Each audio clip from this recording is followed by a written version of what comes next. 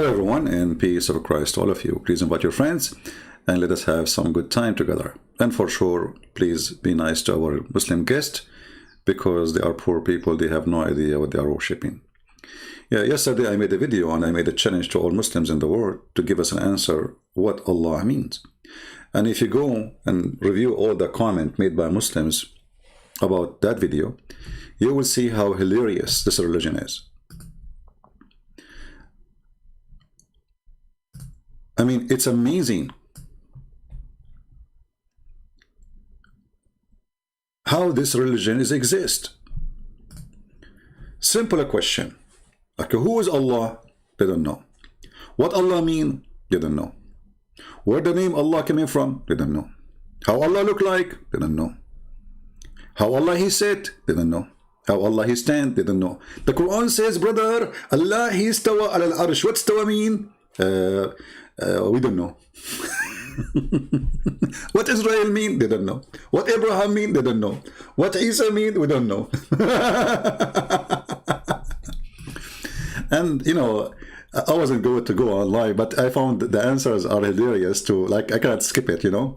So let me show you an example of some Muslim answers. This guy, his name is Yikis.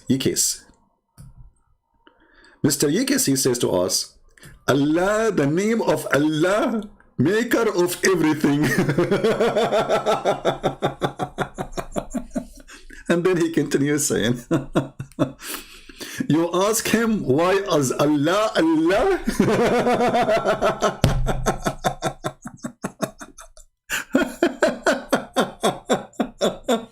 Unbelievable. I'm telling you, one day I'm going to die from heart attack just laughing. Abdul, I'm asking. And by the way, people, they say what Abdul mean. Abdul, every Muslim believe that he is the slave of Allah. And Abdullah mean the slave of Allah. So all of them, they are Abdul. This is what they call themselves, each other. So this is not an insult. Don't take it as an insult. No, this is what they call each other. If you remember, I was debating the Sheikh from New York. So he was saying to me, this is saying there's a guy, his name is Abdul, and the other guy is Abdullah. You remember? Yeah, go watch the video. So this is what they call each other too. So you ask him, why is Allah Allah? Logic, question mark. The knowledge of many things is only with Allah. Question the creator of what? That word? What you expect as an answer?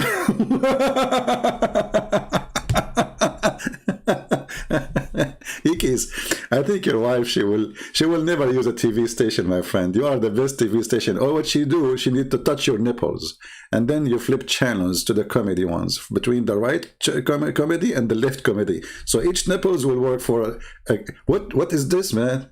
I mean, did you spend too much time to answer this question?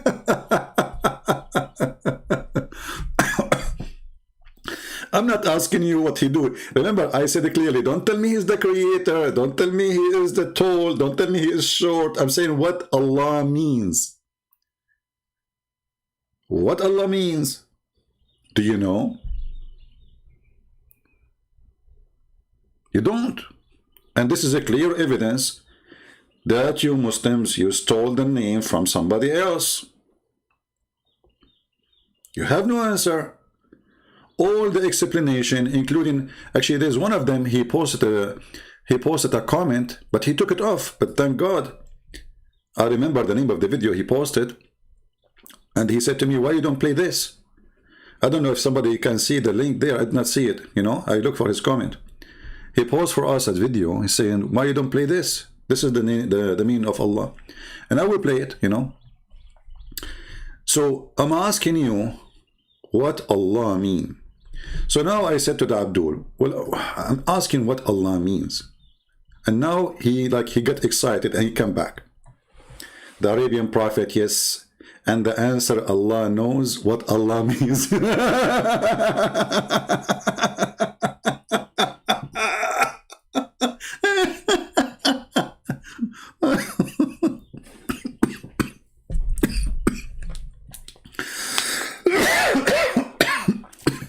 Sorry.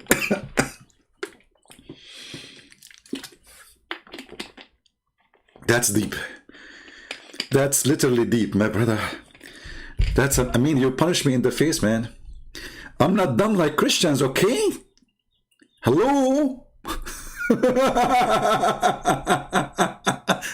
We will definitely ask him in Jannah, inshallah. So he will ask Allah what Allah mean definitely in Jannah, in heaven.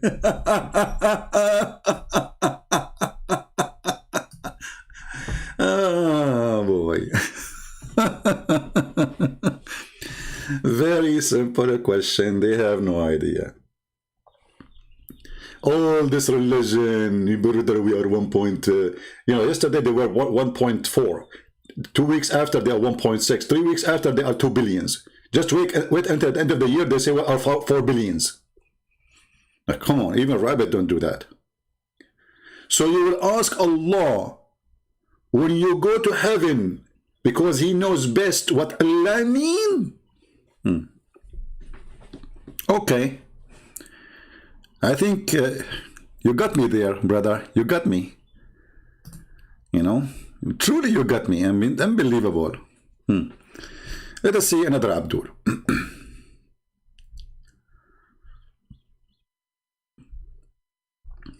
I mean, the comments are really hilarious.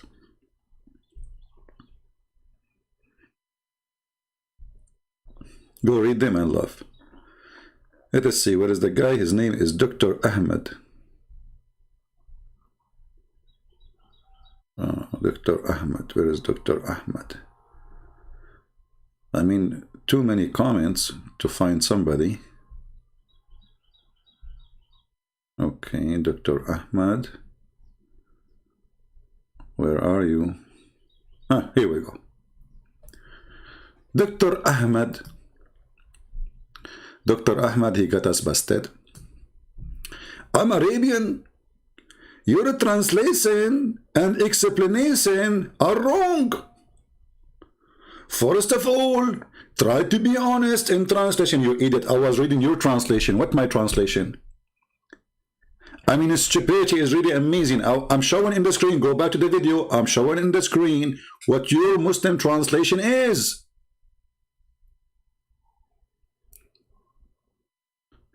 And you know what? I will shave my 20, it was 28 yesterday. Today is 29, must be, because, you know, I'm using fertilizer of Allah. It's 29 now.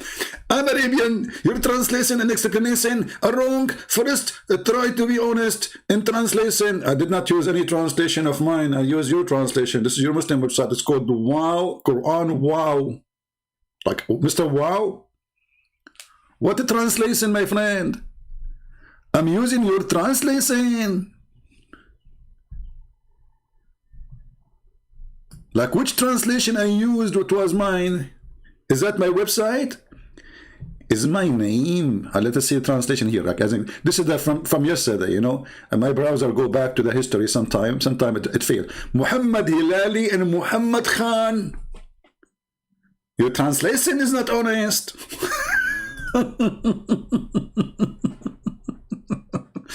And then he says, Allah have 99 names.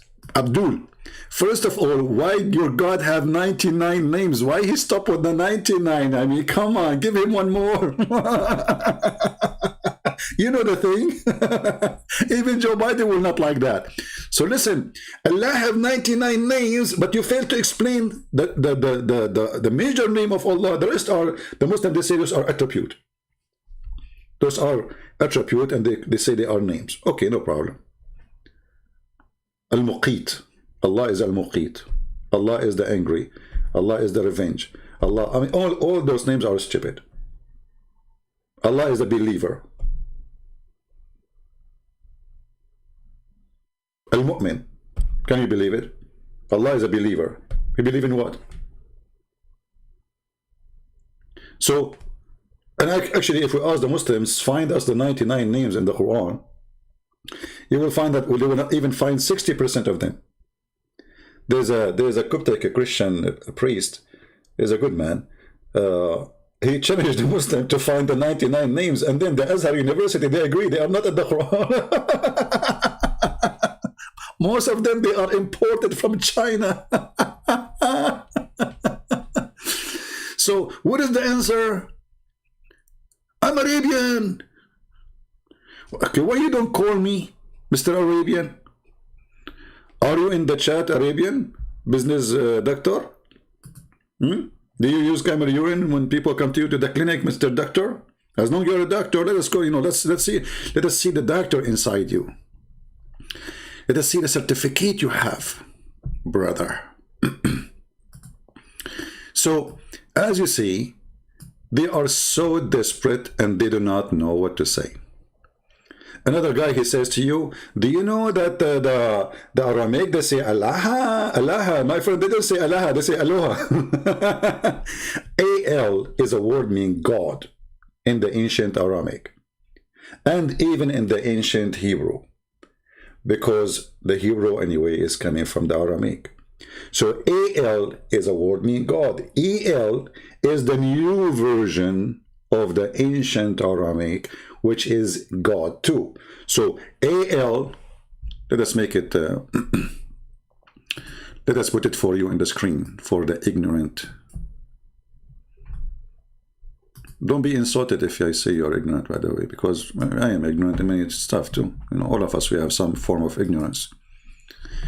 The ignorance will be an insult to you if you don't improve your knowledge, if you decide to stay ignorant. So, Al is a word meaning God. Regardless if this you say capital God, small God, doesn't matter really. It's a God. Okay? The God of the believer or the God of the non-believer, the God of the hypocrite, the God of the pagans, the God. So you can make it capital because this is in English, exists in a small capital and big capital. This is why Israel was not Israel. Israel was Israel in the ancient Hebrew. Mikael was Mikael. Gabriel was Gabriel. Ishmael, he was Ishmael. Because those are not even part of the name. This is not a name. Al is a word meaning God. In the new Aramaic, and same as in the new Hebrew, Al became El, which is again a word meaning God.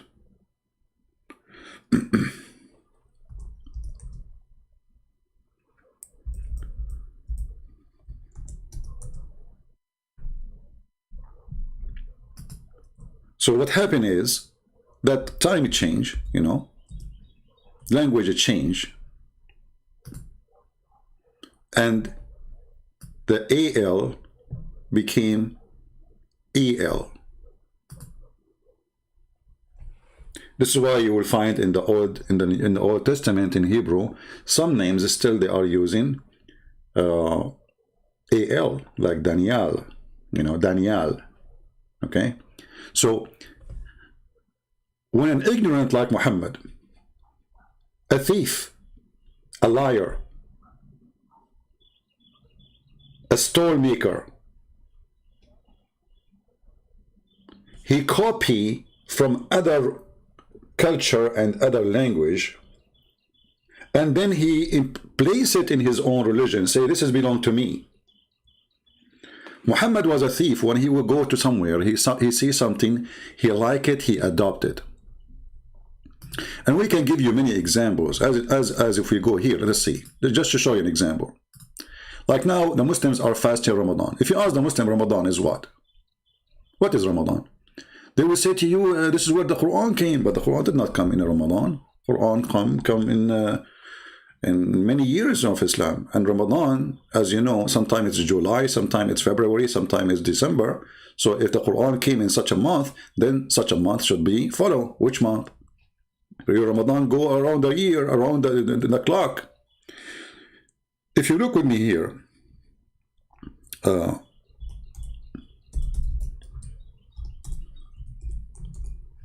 to show you how Muhammad, he copied things. Why Muhammad, as an example, he chose to fast the day of Kippur, or the day of, they call it Ashura in Arabic supposedly. Read with me, first of all, here. This hadith says that Quraysh used to fast the day of Ashura. in the pre-Islamic period. And the Prophet used to fast it too. Obviously, this Ashura is not the same the Ashura we will talk about soon, because it cannot be. Either it's for the Jews or it's for Quraysh. Quraysh didn't worship the God of the Jews. So why Muhammad he adopted Ashura? Because this is what the pagan Arab they practice. He practiced it too. Let us continue. Muhammad, he went and he came to Yathrib, which is now the city. It's called Medina. Muhammad, he changed the name. All right. And then he saw a bunch of Jews fasting, you know. He said to them, what is this day? Let us see. Hold on. Let me show you.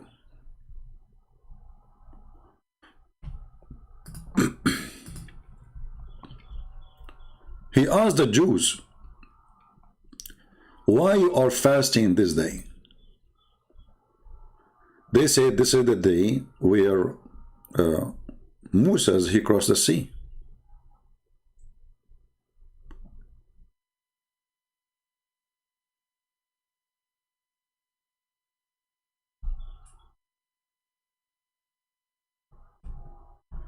I will show you many examples of this madness, of this thief.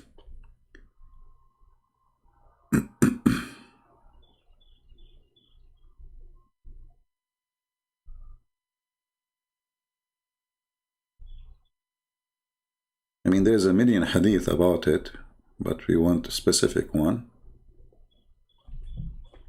Okay, hold on. Let us do it. And again, you will see Abdul saying to you, he is using a translation. This is his translation. I'm using your translation. This is your website. Focus with me, Abdul. Focus. If you do not know what focus mean, look, take the Prophet as an example of focusing.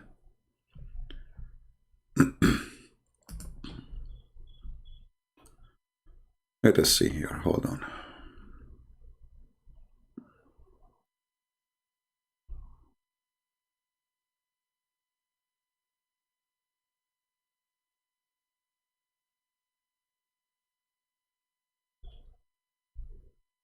All right. Here we go. We found it. Have you ever heard of a prophet? He added fasting day to his religion. Just because a Jew, he said, we fasted. Welcome to Muhammad. When the Prophet came to Medina, he found the Jews fasting on the day of Ashura. They used to say, this is a great day, which Allah saved Moses. Remember, this is the Muslims saying that, not us, not the Jews. The Muslims saying that. And drowned the folk of Pharaoh.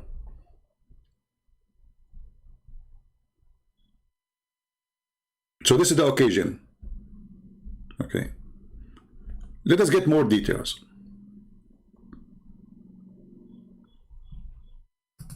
Read with me carefully. And this is Sahih Bukhari and Sahih Muslim Hadith, which mean very authentic. So don't tell me the weak and the garbage you have. Ibn Abbas said that Allah Messenger came to Medina, to Yathrib, the city of the Jews, and he found the Jews observing the fast of day of Ashura. So he asked, what was significant about this day? What is special? Why you are observing it? They replied, it is the day that which God, see not Allah, delivered Moses and his people and drowned Pharaoh and his people. So Moses observed that fast out of gratitude. And look what Muhammad he said. He said, we have more right and we have a closer connection with Moses than you. So God Messenger observed it and fast himself and gave order to fast that day. Okay. Here you notice the copy, cut, paste, cult. Copy, cut. They don't even copy the whole thing. They copy, they cut, and then they paste. If Muhammad is a prophet of God, how come Allah never informed him yet about this day? Secondly, if the Jews, they fast this day, and Moses fast that day, was he informed by Allah that fast this day because Musa fasted? No. Who informed him? A Jew. So we have a clear evidence that Islam is established by copying others. What if the Jews were wrong? What if Musa did not fast this day? What if the guy who said that to you is a liar? What kind of a prophet you are? Do you take your order of fasting, you give it, you are establishing an act of worship, an act of religion based in what a Jew said? Isn't it the Jews supposedly the enemy of Allah?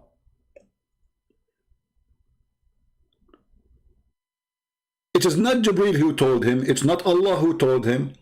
And later when Muhammad, he mixed himself with the Sabian, he heard about the Sabian fasting five times a day, praying 5 times a day, and they fast Ramadan.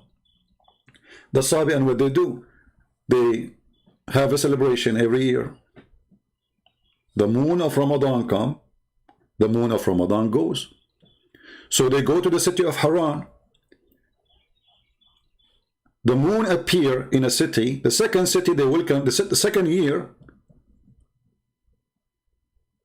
30 days after, they go and say goodbye for him in their city. And the same they do in the next year. They welcome him in one city and they goodbye to him, or they welcome him again in different city. It's like coming to a new place. It's like a new moon is coming. This is Ramadan. The ablution is from the Sabian. Go watch the video, search for Sabian ablution. Go watch it. It's exactly as Muhammad he do. And we cannot say the Sabian copying from Muhammad, because the Sabians are one of the most old religions in the Middle East.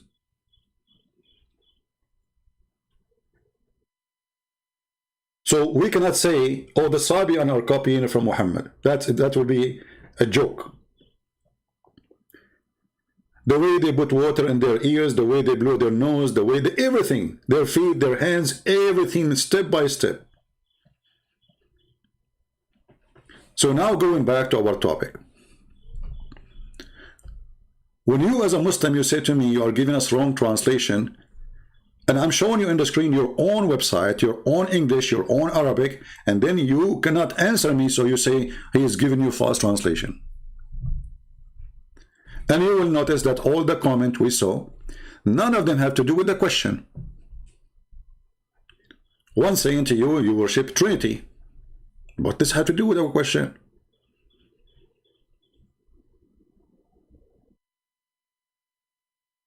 And then Dr. Ahmed, he said,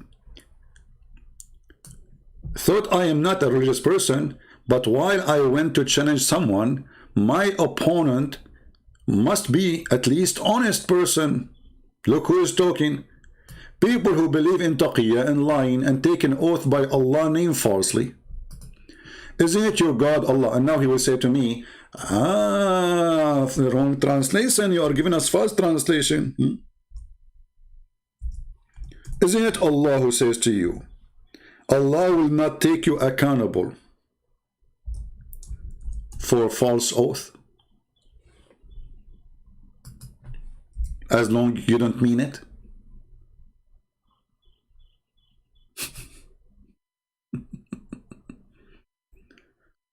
Huh? If a Muslim, he took a false oath, this is the only religion where false oath, as long as you don't mean it. So a Muslim, he come to you, he say, I swear by Allah, we like the Christians. I swear by Allah, Islam teaches peace. Allah will not take you accountable for your oath. Why? Because you don't mean it. In your heart, there is something else. You don't mean what you are saying.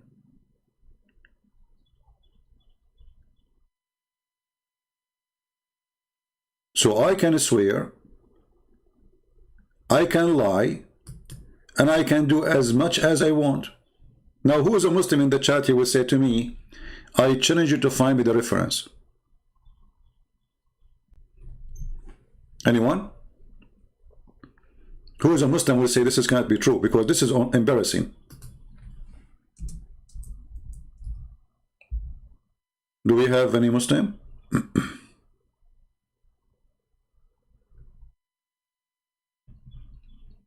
Do you see it? Dr. Ahmed, are you willing to call me right now and get me busted? Oh, I forgot, you cannot debate someone not honest, but I thought the whole point of a debate is busting someone is lying. No?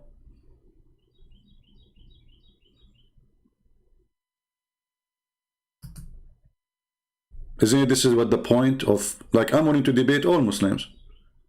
Why? Because I want to show people that, you know, they are not telling the truth. It's very well known that Muslims, they fabricate answers that have nothing to do with their religion in order to overcome the argument by lying. As an example, there's a guy, his name is, her name is Mimi. They ask her, Allah have body part. He said, who says so? But we go right now to YouTube, you see Zakir Naik say Allah have body part. All the Muslims, they say Allah have hands, have fingers. But in the debate, he said, who said so? Read with me. Chapter 2, verse number 225. This is some of the verses, not all of them. Chapter 5, verse number 89. Read and laugh. While Jesus forbid you from even taking oath, either you say yea, yea, or nay, nay. Anything else is from the devil. Any addition is from the devil. Allah is saying to them, Aka Muhammad, you can take a false oath. Allah will not take you, will not call you to account for which we, with you, made as oath unintentional. This is what they are saying, you know, in the translation. This is your translation, by the way, not me. Okay, what does that mean? I'm lying then.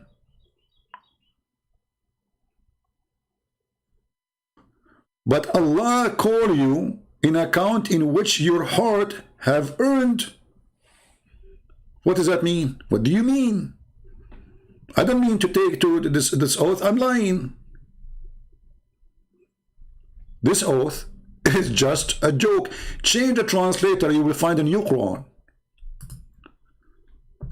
Because every translator, he play with the Quran as playing with football. This is Muhammad Biktal. You will say to me, no, this is your translation. False translation. Hold on.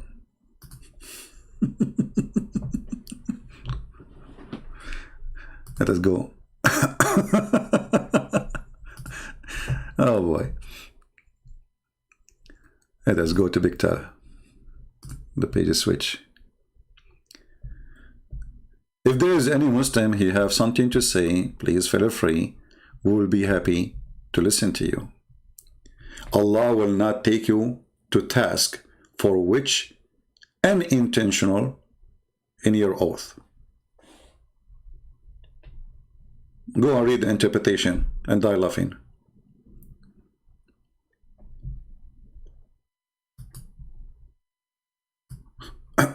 If we go to chapter 3, verse number 28, you will see the Muslims, they are given an open license to lie. It's called taqiyya. And many naive people do not know that the longer the beard, the bigger the lie can be. They are allowed to lie, my friend, and you are naive. This is their religion. This is the religion of the devil, literally. Because what kind of God? His name is Allah. You call him potato, tomato, who care? What kind of God? He says to you, you can say to them nice things, but your heart means something else.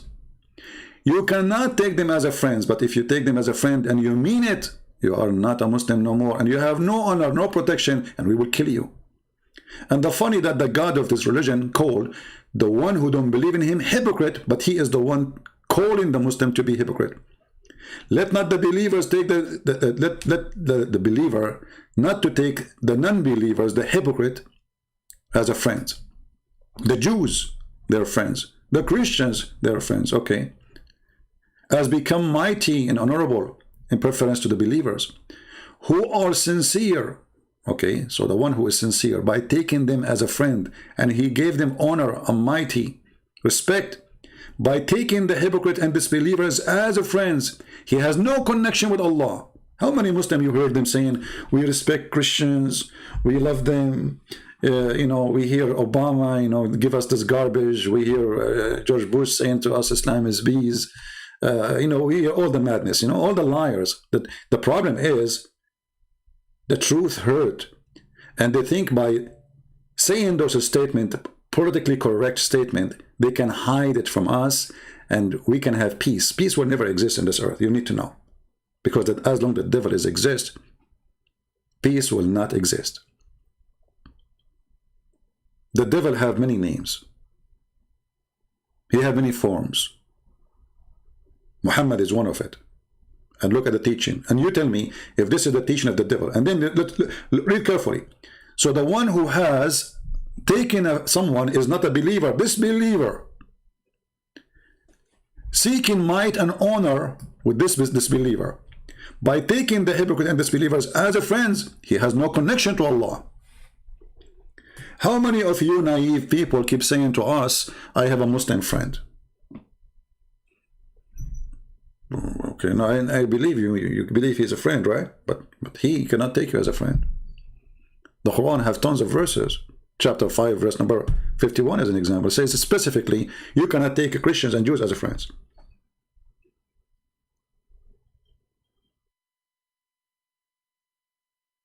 So the one who take us as a friend, he have no honor, have no protection from Allah, which means we will kill you. Gang, you see the gang? He have no honor or protection from Allah. Protection from Allah means the Muslim will not kill you if you have a protection from Allah. If you don't, we kill you. Your blood is free. Just because you took a Christian person as a friend, your blood is for free. Unless it be that you guard yourself against them, save yourself from them, taken as it were security. We are talking about Erdogan now. He joined the NATO. We are talking about Saudi Arabia. They open more than 20 bases of the American in their land. We are talking about Qatar. We are talking about Pakistan, or Pakistan, the Pornistan, as Fox News said, according to Google. The Muslim will say to you, oh, this is about war, my friend. Muslims believe that they are in war with everyone who don't believe in Allah. I mean, stupidity is amazing, and there's many foolish people, they don't want to listen. This is a person who will take you as a friend. What war? He cannot take me as a friend. It is him who cannot take me as a friend. So if we are in war, already we are not friends anyway. But here it says clearly, you cannot take them as a friend, which means the Christian, the Jews, the Hindus, the Buddha, they want to take you as a friend, but you cannot, because if you take them as a friend, you are enemy of Allah too. This is why you find in different places in the book of the devil, the Quran, where it says, you cannot even take your parents.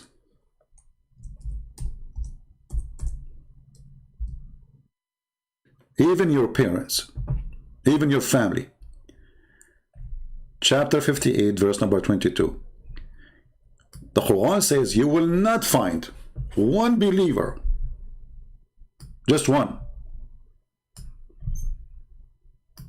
who take those who oppose Allah, who will love those who oppose Allah.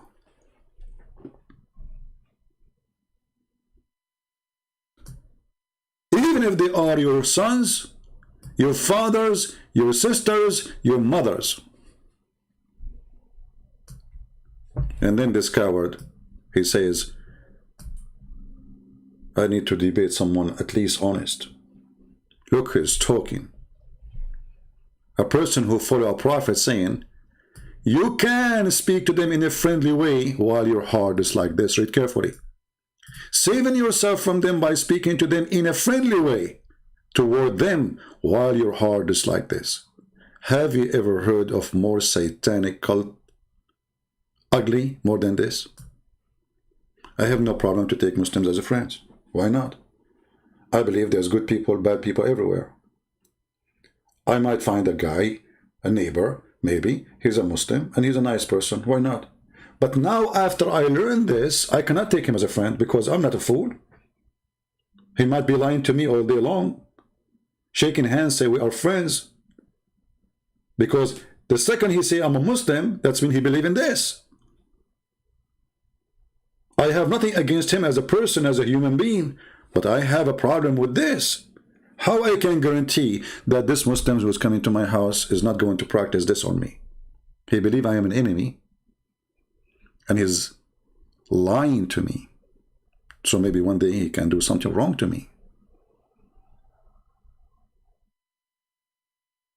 Speaking to them in a friendly way while your heart is like this. So, Dr. Ahmed, are you speaking to us in a friendly way?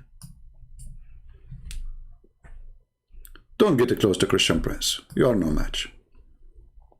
And this is why none of your sheikh dare to call me. Now we go back to our topic. But thank you, Dr. Ahmed, for your help, because you open another window to expose the cult of Muhammad. Because if Muhammad is from God, he should say, be friend to everybody. Be honest with everybody. Speak with dignity with everybody. Not lying to Christians and Jews and Hindus and Buddhas, but be honest with Muslims. This is a gang system. This is not a religion.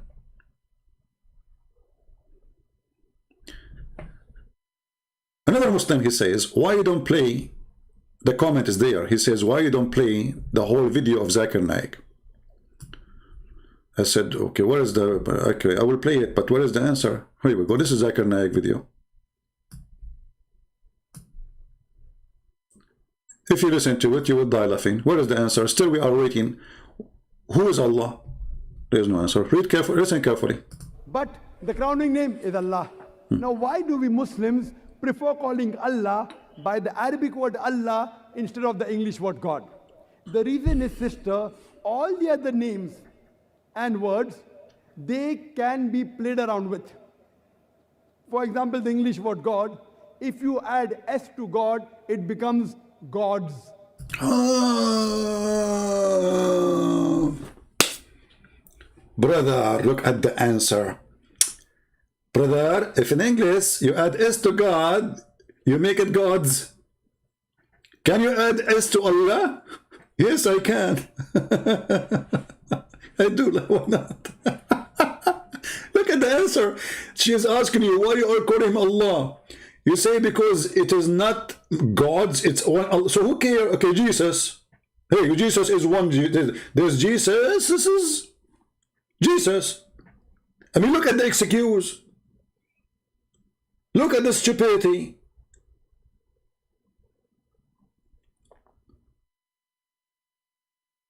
This is the answer.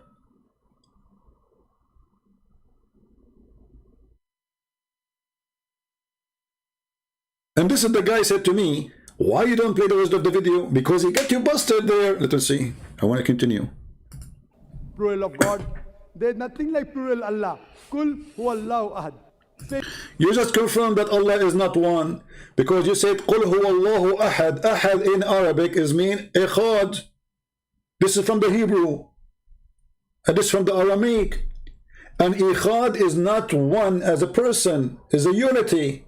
This is why the Bible says that the man, he leave his parents and he would become with his wife echad. Ahad.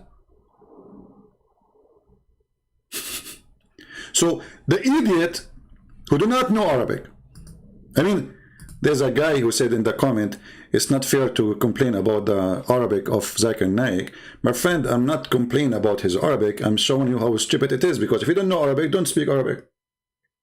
but claiming to be scholar in the religion, yet you do not know the language. You see, if I want to claim to be scholar in the Bible, the Hebrew Bible, I have to speak. I mean, people will laugh at me if I say I'm a scholar in the Hebrew, but I don't know Hebrew.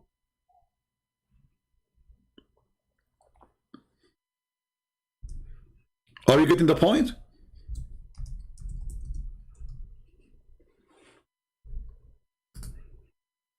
Or you, as a person who believe in Allah, you don't have any point anyway. So when Muhammad the liar, he took the word Echad and he says, oh, Qul huwa Allahu ahad. Well, he just exposed himself, because Echad is a unity. And you can go and open the Hebrew Bible.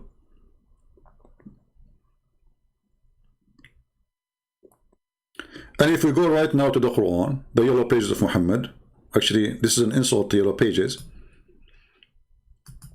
If you remember the video of Nu'man Khan, he said, you know, like the Quran is really not organized at all. He said, I am against to say chapter 1, chapter 2, because chapter 1 it's mean organized, the story is coming in order. In the Quran there's no order. Exactly. So if we type the word Ahad here, and I will type it in front of you, Abdul. Ahad. Am I typing in English or English? Hold on. Switch to Arabic. This is Ahad. Look at this. All those verses using the word Ahad in the search engine here appear 29 times, but I think it appear more. Ahad. Ahad. Ahad. Ahad. You will say to me there's tashkil here, but you know Muhammad, when he have the Arabic, there's no tashkil and there's no dots anyway. Ahad mean one off. Okay, like as an example,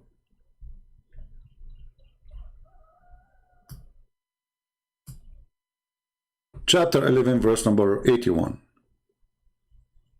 Or let us go to this one. This one is even easier. Chapter 33 verse number 40. The word Ahad translated as any of. You see, this is the word Ahad. Muhammad was not the father of any of you. Ahad. Any of. Ahad cannot be one. It had to be one of. أحد الطلاب, one of the students. أحد التلاميذ, أحد الأساتذة, أحد الحمير, one of the donkeys. This is what Ahad mean. But the word used in that word, in that phrase where Zakir Naik is quoting, he is copying Echad.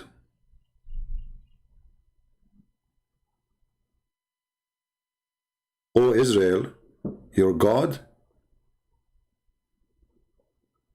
is one. This is what Muhammad trying to say. He's trying to copy the Jews.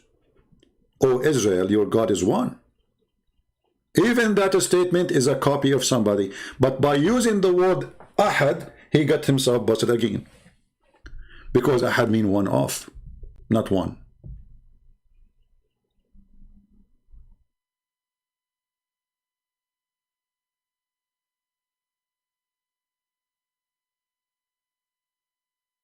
As an example, in Genesis chapter 1 verse number 15, and God, he says, God called the day the light day, and the darkness called night. And then and the morning were the first day. That is the Echad, the first day, Echad. But it's one of many.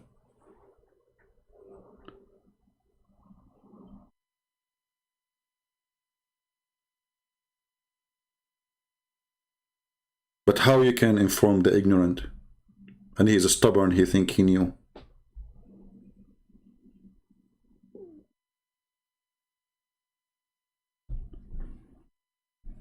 We go back to the video so we can laugh more or forget about this guy. Potato. Jesus versus vegan. A black stone kisser talking about Jesus versus vegan. You know, we got him busted there too. Continue, Zakura. He is Allah one and only. If you add D-E-S-S to God, it becomes goddess, a female god. In Islam, there is nothing like male Allah or female Allah. Look at this liar. How many times the Quran says it is he, it is he? Like what? There's no male and female Allah? Allah is a transgender?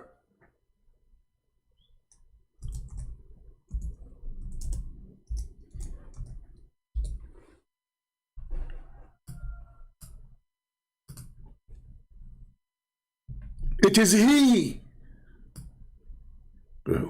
If it is not, there's no gender, why you are saying it is he? You see, this is what happened when you have a donkey in the stage and the rest are a bunch of a mule. And nobody understands what this guy is talking about. He think that's it, he's saying the truth. He is all knowledgeable. In Islam, brother, we don't have he, Allah. When all the Quran saying it is he, it is he, it is he, and says it is we too. But when you say he, it is a mere word. Just to make it more clear, isn't it the Quran says if Allah want to take a wife, he will take it from us? So Allah will take a wife, but he is a female? He have no gender. So how come he will take a wife?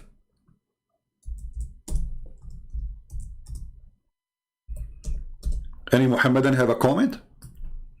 Chapter 21, verse number 17. The word here, past time, is lahu. Lahu in the Arabic language is women. لو أردنا أن نتخذ لهوا. You can go right now and open the Islamic interpretation. You will see lahu is a word mean women. Change the translator. You will see right away the word women appear in a miraculous way. Look at this. Had we intended to take a pastime, i.e. a wife, which will bring us a son or our son, we should surely have taken it from us. And this is again debunk that Allah is one. Because if Allah want to take a wife from us, then how many female Allah is there? And how you say that Allah is not a male, and then Allah is saying, talking about a female. In different verse in the Quran, just to show you those who claim to be scholars, they are just, they are lucky, by the way. I mean, what this guy would do for a living if there's no ignorant Muslims around? Now he have nice house, 4 wives, 20 kids, a lot of money. Isn't it the Quran says how Allah can have a son if you don't have a girlfriend? So how you say to me the Quran does not say that he is a male?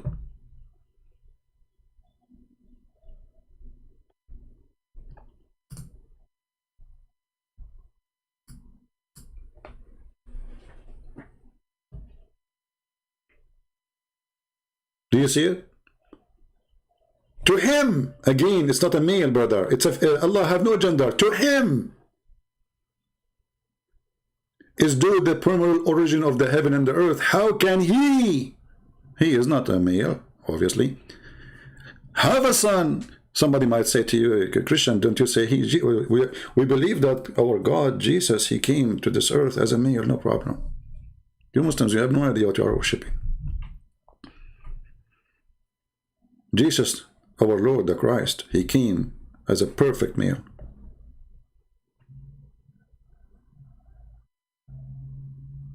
How can he have a son when he have no girlfriend? And even the Quran is so filthy, he did not even use the word wife, he used a consort, a girlfriend, sahiba. So when this Abdul, he tried to answer something, first of all, he answered nothing about the question.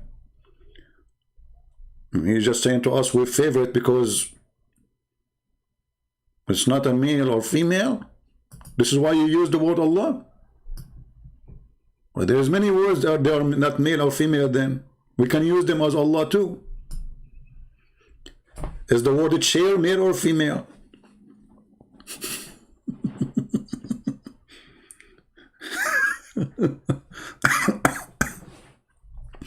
Continue, Abdul. Allah subhanahu wa ta'ala has got no gender. If you add father to God, it becomes Godfather. He's my Godfather. He's my guardian. Okay. If you have father to God, so how the Arab they says Allah have 3 daughters? I mean, look at this silly, this is silly answer. What does this have to do with the question? This is what happened when you ask them an embarrassment question. They don't know. He's just making his own, you know, like let me find a way to say something. You know, I have to say something. But this is all have nothing to do with the question. The question you should say, okay, Allah, he said his name is Allah. Okay, but what Allah mean? They don't know. Continue. There's nothing like Allah Abba or Allah Father in Islam. So how you say that the God of the Christian is the same as the God of the Muslims? Because the Christian, they called God our Father. Then you will find somebody even saying to you, the Arab Christian, they use in their translation, in the Arabic translation, as the same as the Indonesian Christians, or in Malaysia, they use the word Allah, which is a false translation. But as you see, here we go, they are using false translation, and they say Allah is our Father. So the name did not prevent that from happening. Stupid. And the Arab, they say Allah have 3 daughters. So that did not prevent that from happening. If you add a mother to God, it becomes Godmother. Okay, well, guys, if you add mother to God. Well, here we go, you add 3 daughters to Allah. What a different. What is different? The Arab, they added 3 daughters to Allah, Al-Lat and Al-Uzza and Manat, and some they say even Manat is the wife. They are not sure which one is the wife.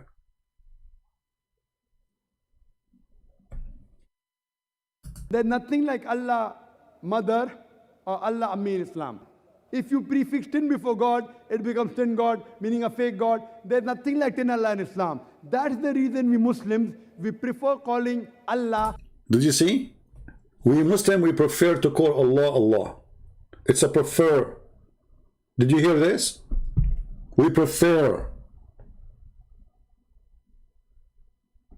So what this idiot saying, we Muslim look at names and we could not find better name than this name. We look between the words and we say, okay, well, this is the name look like this is this is the best between all the names.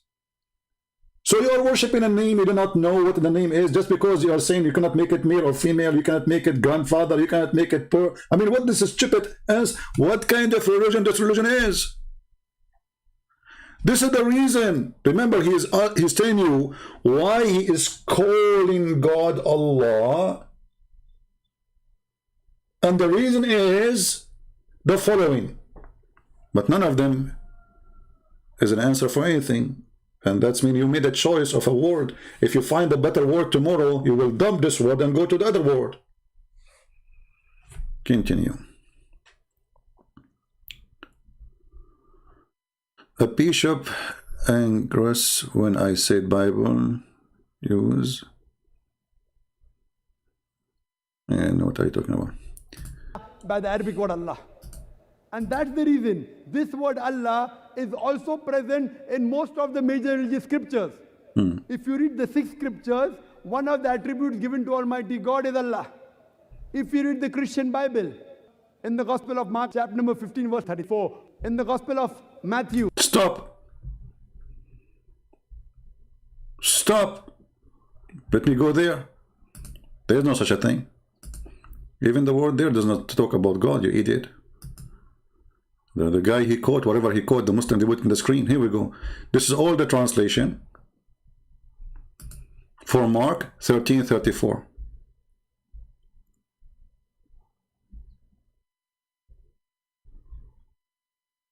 What translation you want?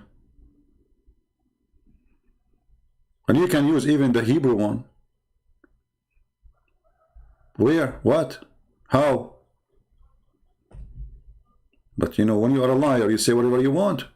Here we got you busted. You don't even know how to quote correctly. Which verse you are talking about? Chapter number 27, verse number 46. When Jesus Christ, peace be upon him, when he was put on the cross, he cried out, Eli, Eli, lama sabachthani. Eli, Eli is Allah. Abdul, it is Ili, Ili, Ili, A-L, ye to make it my. So, Ili, Ili is a quotation from the Old Testament. El is the word which is God. It's not even a name, you idiot, you donkey. So what El have to do with Allah? Oh God, why hast thou forsaken me? Okay, hold on. As long as you just say that El is what Jesus said. So why you Muslim, you say that you follow Jesus too? You see, Jesus did not say Allah, he says Eli. It is you who said that, not me. So why you are following a God you do not know where? Ili is Allah, Allah? I mean, they are pretty close. Like, just a distance of 2,000 miles between them. Say that again, brother. Cried out, Eli, Eli, lama sabachthani. Oh God, why hast thou forsaken me? Does Eli, Eli, lama sabachthani sound like, oh God, why hast thou forsaken me? No. But if you translate into Arabic, it says, Allah, Allah, lama taraktani.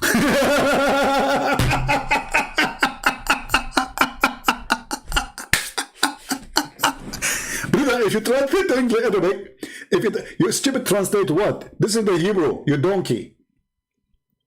You want to, like, if you translate the Arabic, it is Allah, Allah.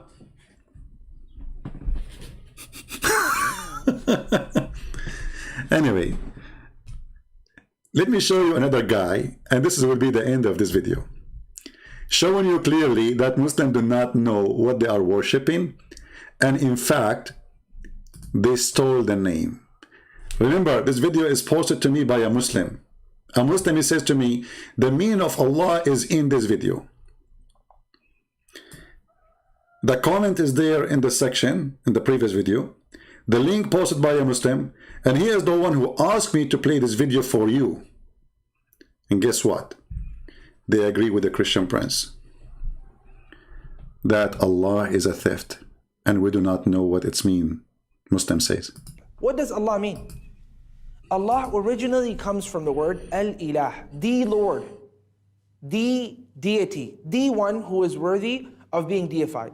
But the nature of language is that over time, language begins to develop. And if a word is being used again and again, repeatedly, sometimes things that are not essential parts of the word may be deleted over time. So for example, in Arabic, people are known as unas. And over time, as the Arabs would say al-unas, al-unas, al-unas, al-unas, some people started to speak faster and they started to then say an-nas. Even though the original word is still used till today, people use al-unas as well. And similarly, people would essentially say al-ilah, al-ilah, al-ilah, and over time, as the usage continued, al-ilah, Allah. Hilarious! Did you hear it? Did you hear it? The people, they say al-ilah, al-ilah, al-ilah, and by the time it says became Allah. Okay, I will go with you then. How the name became the name of your God? Because Al-Ilah is the God of anybody. And those who say that word first is the pagan. So, is it you who choose the word? People, they say it's a popular word. This is what he said. Listen carefully. Listen carefully. And please have mercy on the Abdul. Genius. He just proved that everything Christian Prince he said is absolutely true. Muslims, they are following others. They are copying others. People say, people said, people before us said. So we copy what they said. We like what they said. We choose it because we like it. We did not make it. It's not the name of Allah. It is a name coming from somebody. What does Allah mean? Allah originally comes from the word Al-Ilah, the Lord, the deity, the one who is worthy of being deified. But the nature of language is that over time language begins to develop. And if a word is being used again and again repeatedly, sometimes things that are not essential. Abdul, it's used by who? It is used by who? Used by the infidels, the pagan. So the pagan, they use it. And then Zakir Naik explained to us how unique it is, brother.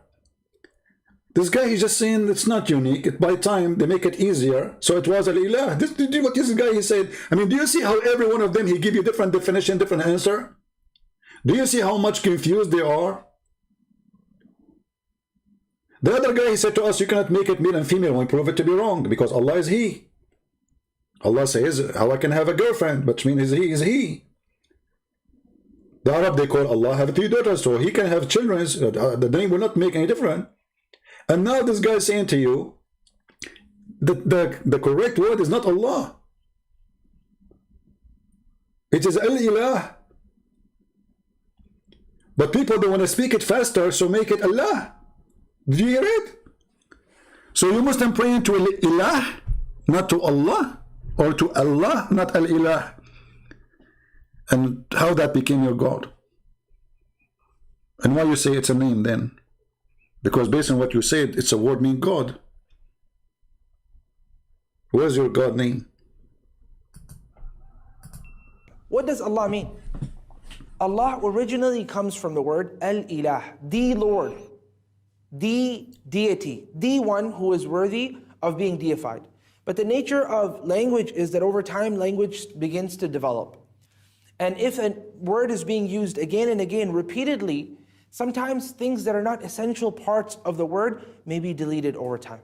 So for example, in Arabic, people are known as unas. And over time, as the Arabs would say al-unas, al-unas, al-unas, al-unas, some people started to speak faster and they started to then say an-nas. An-nas. Even though the original word is still used till today, people use al-unas as well. So are you saying to me that your God, Allah, He chose the word, the people, they change it? Because the word an-nas appear in the Quran. Allah is using the wrong word? Because you just said it is the correct one is al-unas. So Allah using the word an-nas, why? Like what? I mean, where you get those people from, for me from? I mean, you Muslims, you post those videos for me, supposedly to get me busted. And look what happened. There's a chapter in the Quran. There's a chapter in the Quran, you know. What the chapter saying, brother? So Allah and the Muslims choose the wrong name. Here we go. It's called An-Nas. Do you see it? Isn't it you Muslim, you say that the Quran written before all mankind exist? But you just said that the word, this is a change.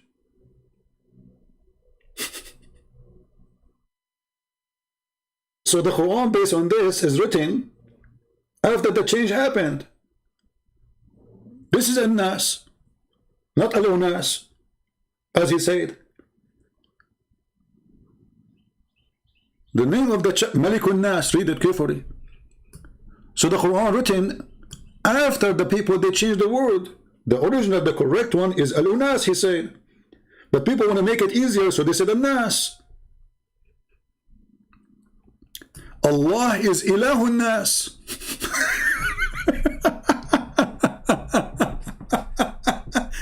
The God of An-Nas, Allah. And I like it when the Muslim, they say that he is the God with a small capital letter in their website. Perfect, shaitan. You know, Allah is a small God. Do you see it? Not capital letter. The Muslims admit that Allah is the God of mankind as a small letter. Perfect. So this is the definition. Allah is not really a name. We don't know what this word means. They are saying to you, well, this is a word diverted from the word al-ilah.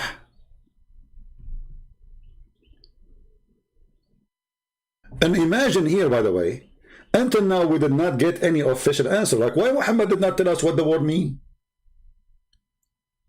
Why Allah did not say what the word means? We have YouTubers.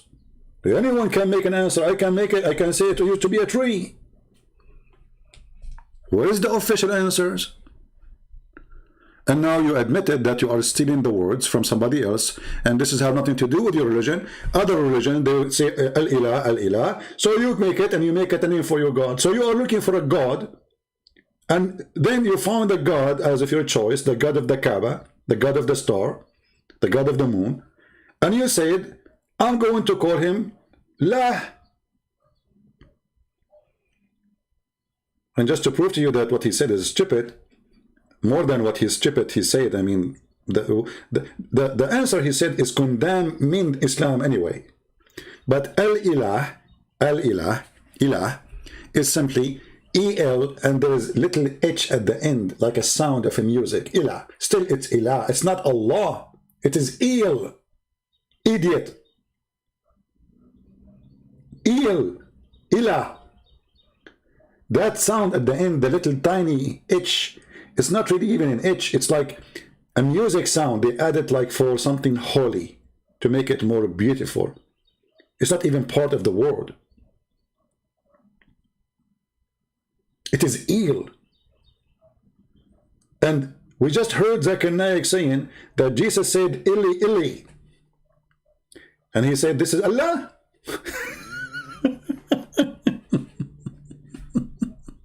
In Arabic, people are known as unas. And over time, as the Arabs would say al-unas, al-unas, al-unas, al-unas, some people started to speak faster and they started to then say an-nas. Even though the original word is still used till today, people use al-unas as well. And similarly, people would essentially say al-ilah, al-ilah, al-ilah, and over time, as the usage continued, al-ilah, Allah. And the name then became Allah. Now we know how the name become Allah. So this isn't the name of God. This is a word mean God. And even this is a changed word. So as long it used to be something and now became something, next year it might become something else.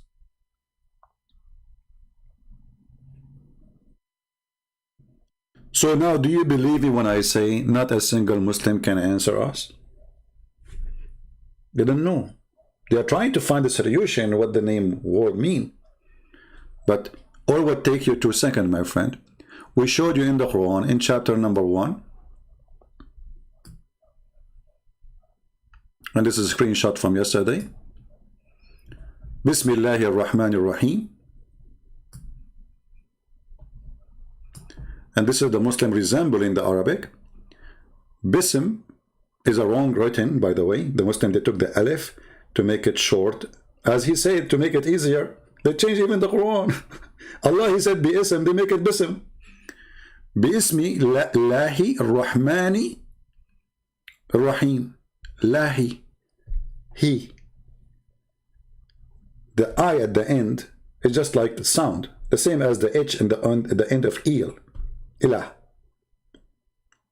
So what is the name of their God? Lah. The second verse, verse number 2. Alhamdu li lah. Li in Arabic mean two.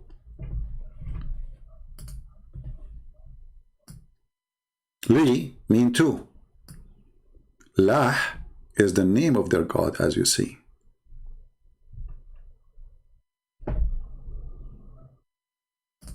That is the truth. Lah is not Allah.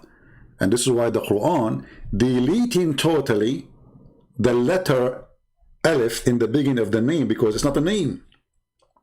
Where the letters start, the name start from the Lah. And now you do not need to be a genius to go to Prophet Google, peace be upon him, and search for Lah, God, Lah. Is that a coincidence that the moon god is your God? It's coming from the Sabian God?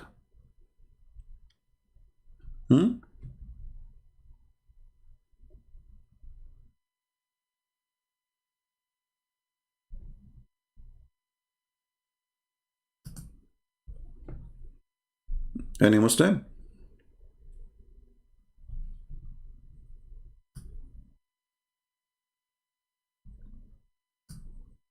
This is just an article. I'm not saying I approve it or disapprove it, but just search in Google.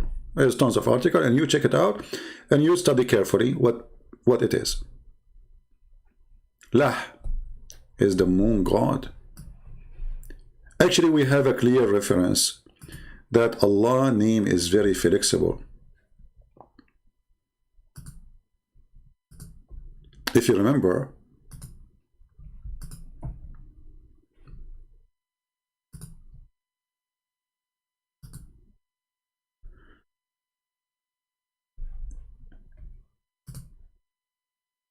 chapter of Yasin. Yasin. What sin mean? Allah is the God. Sin. Ya is a word mean God. Another word from the ancient Sabian language. Yasin. Ya is a word mean God. Search right now for sin. Sin is the moon god. Lah is the moon god. Sin is the moon god, and both are in the Quran, and both of them are saying clearly that this is the God of Islam. And actually, if you ask the Muslim, what sin mean? What Yasin mean? They say Allah knows best what he meant by that. Additional proof that Islam is a forgery. They don't know. They are copying words from other religions. Tafsir al-Jalalain. Yasin. Allah knows best what he meant by those letters. But if you go right now and search for God's sin, you will find that sin is the same word you use in English for sin. Like when you say this is sin, why they say that? Because you are saying this is pagan. You are saying this is pagan, so this is sin. You're used in English today. Sin is the moon god. So wherever we go, we are surrounded by the moon god. And this is why we will find, when we speak about the moon god, right away we will find the crescent moon.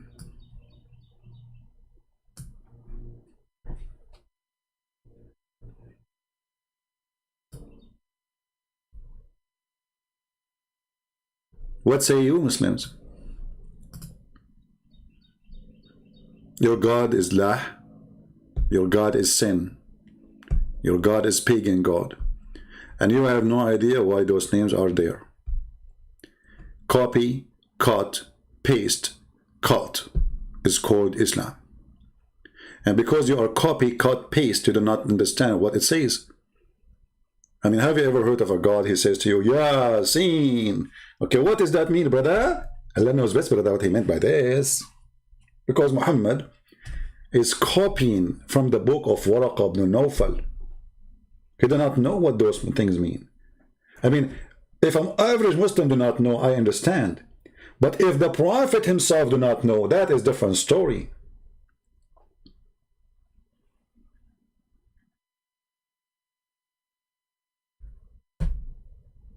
Any Muslims? Mr. Lanoun, he is saying prince properly a princess. My friend, I know, I understand that you are in pain, and supposedly you're trying to insult me. It's okay. You know, I welcome you to insult me more. It's a blessing for me. But my friend, as long as you are talking Christian prince is properly a princess, do you want me to make a special call with me and ask me if I do put eyeliner like your prophet 3 times on my eyes a day? If I wear women clothes like your prophet every day? If I pee like a woman like your prophet every day? Are you there? And then we can find out who is the princess here.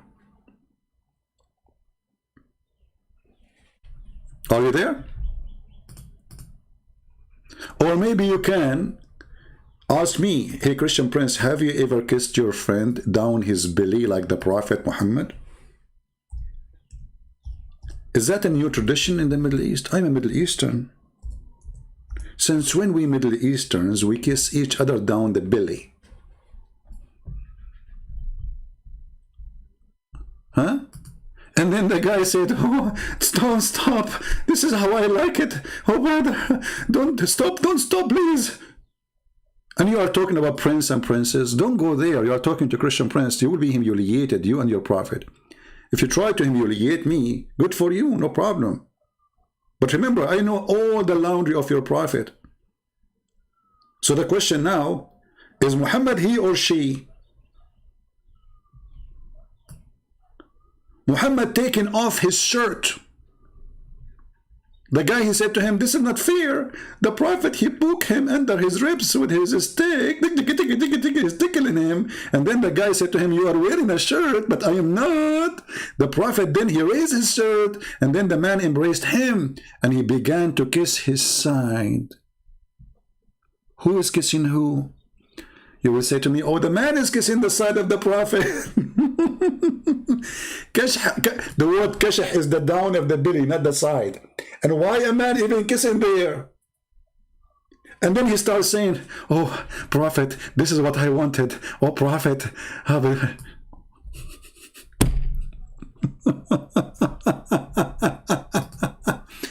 My religion is dead, my friend. Even your Quran says, and judgment time will not come until all they believe in him, who the Messiah. It is your religion who is dead. This is why you want to kill those who preach the gospel, because you're afraid, because you are terrified. And your prophet is dead. How you can have a religion anyway? My Christ, my Lord is alive. Your religion is dead, and your prophet too. And I can show you the hadith how he stink.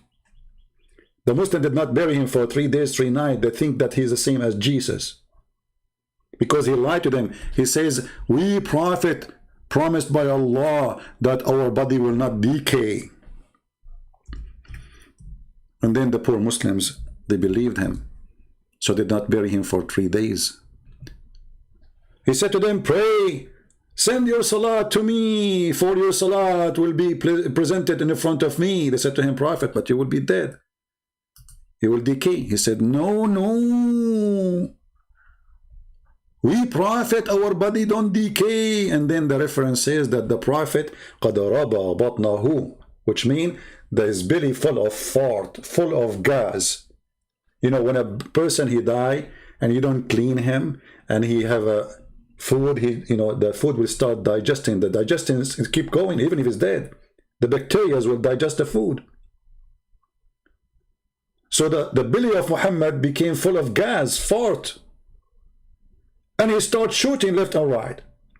So Ibn Abbas says, قَدْ رَبَى بَطْنَهُ إِدْفُنُوا صَاحِبَكُمْ فَإِنَّهُ يَأْسَنُ كَمَا يَأْسُنُ الْبَشَرُ.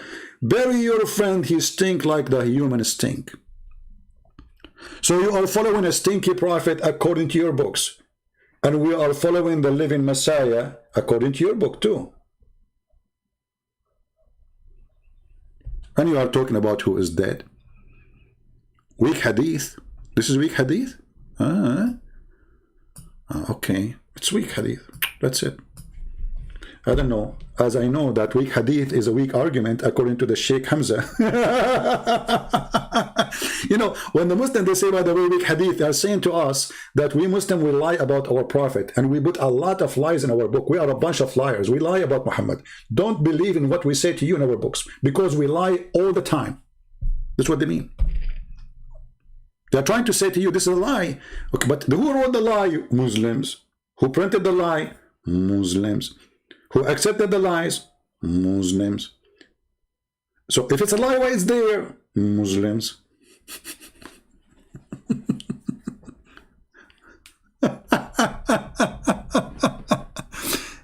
Okay. And anything is embarrassment to Islam, they say it's a lie. It's a lie, brother. Hey, Abdul, first of all, I thought Salat should go to God.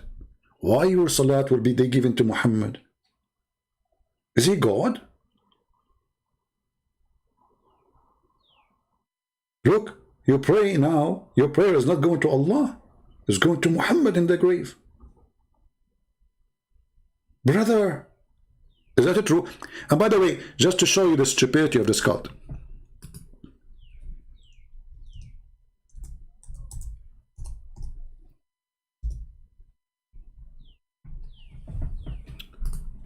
read carefully, and this is Sahih Hadith. I mean, have you ever heard of religion and followers? Their prophet said to them, don't write the Hadith. And then they write down, don't write the Hadith. Read carefully. The prophet said, who? Allah Messenger said, don't take down, don't write down anything from me. And he who took down anything from me, except the Quran, he should efface it. Efface that narrative from me. Okay, and then you write this.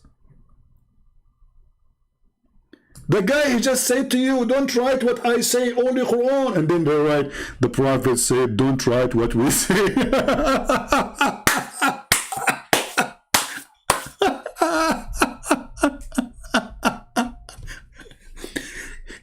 You're crazy. He just said to you, don't write it down. Don't write down what I say. And what do? You write down, the prophet says, don't write down what I say. So all the hadith, according to Muhammad, should not be written. Do you know why? Because Muhammad, people, they start reminding him of what he said. He cannot repeat the same lie twice correctly. In the first lie, he said 4. In the second lie, he said 10. In the third lie, the same story, but he cannot repeat the same story twice. Hey, Prophet, which floor you used to live in? The 3rd floor. Prophet, but last week you said you are on the 10th floor. Okay. From now on, don't write down what I say, okay? So all the book of Hadith should not be written then. And this is Sahih.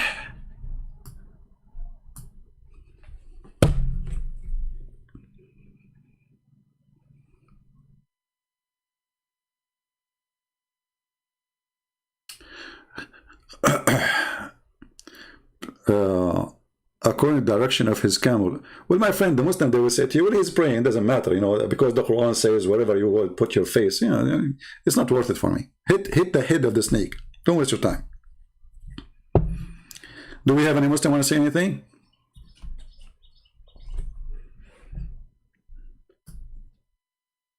Now listen to me. Don't download my videos. And then by the time I finish my speech, I will find like 100 if you downloaded the video, and they will make the title. Christian Prince, he said, don't download the video, okay?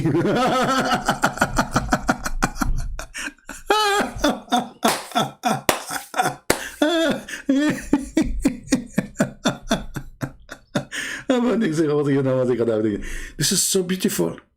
Genius. This is the proof that following Muhammad make you genius. So all those books behind those Abduls is a joke.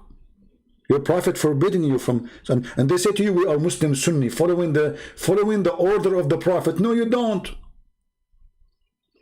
And you know what? Thank God you did not, because all the garbage about Muhammad is here. So if we have only the Quran is a very confusing, stupid book. There's nothing in the Quran. Like flying carpet. Solomon, he heard the ant. And the ant, she said to her friends, hey ants, hide, otherwise Solomon will kill you. What is killing me, I mean, how the ant, she knew the name of the King Solomon. I mean, you know what? You got to respect the ants. I mean, how in the world, she is an ant, but she knew the name of the King Solomon. You see how famous this guy was? And there's no social media at that time, brother. How she knew his name? It's very amazing. I feel like converting to Islam now. When Solomon, he arrived to the Valley of the Ants. Is that in California?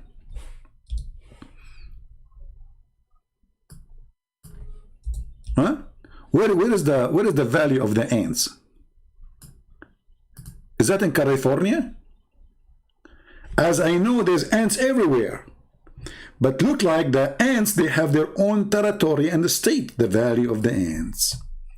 Till when they come to the Valley of the Ants, one of the ants, look at the details, look, one of the ants, not all the ants, just one only. They have only one ant in charge of alarm, like alarm, alarm, alarm. As I know, they have the colony, each colony, they have thousands of ants for alarm. One of the ants, she said. What about the rest? They were asleep.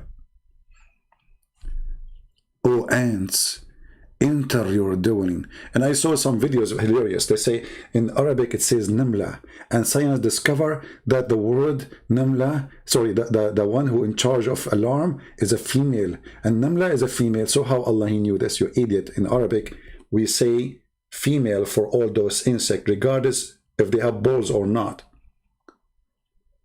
So when they are many, we call them naml. When it is one, we say namla. Idiot. We don't check the balls of the ants. Hashara, insect, it's a female. Any individual, we add T to it. Idiot. But anyway, this is the good story, brother. Here you learn history. And Darwin, he should start from here, the idiot Darwin. The ant, she said to the other ant, and look how, what we learn from this story. And then Sulaiman, he smiled.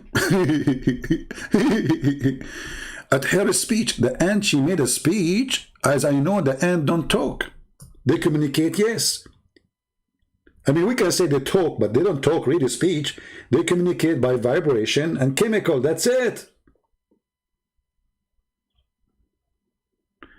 And the funny, that Allah, he taught Sulaiman the language of the birds.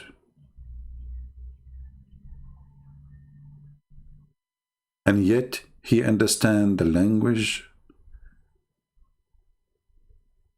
of the ants.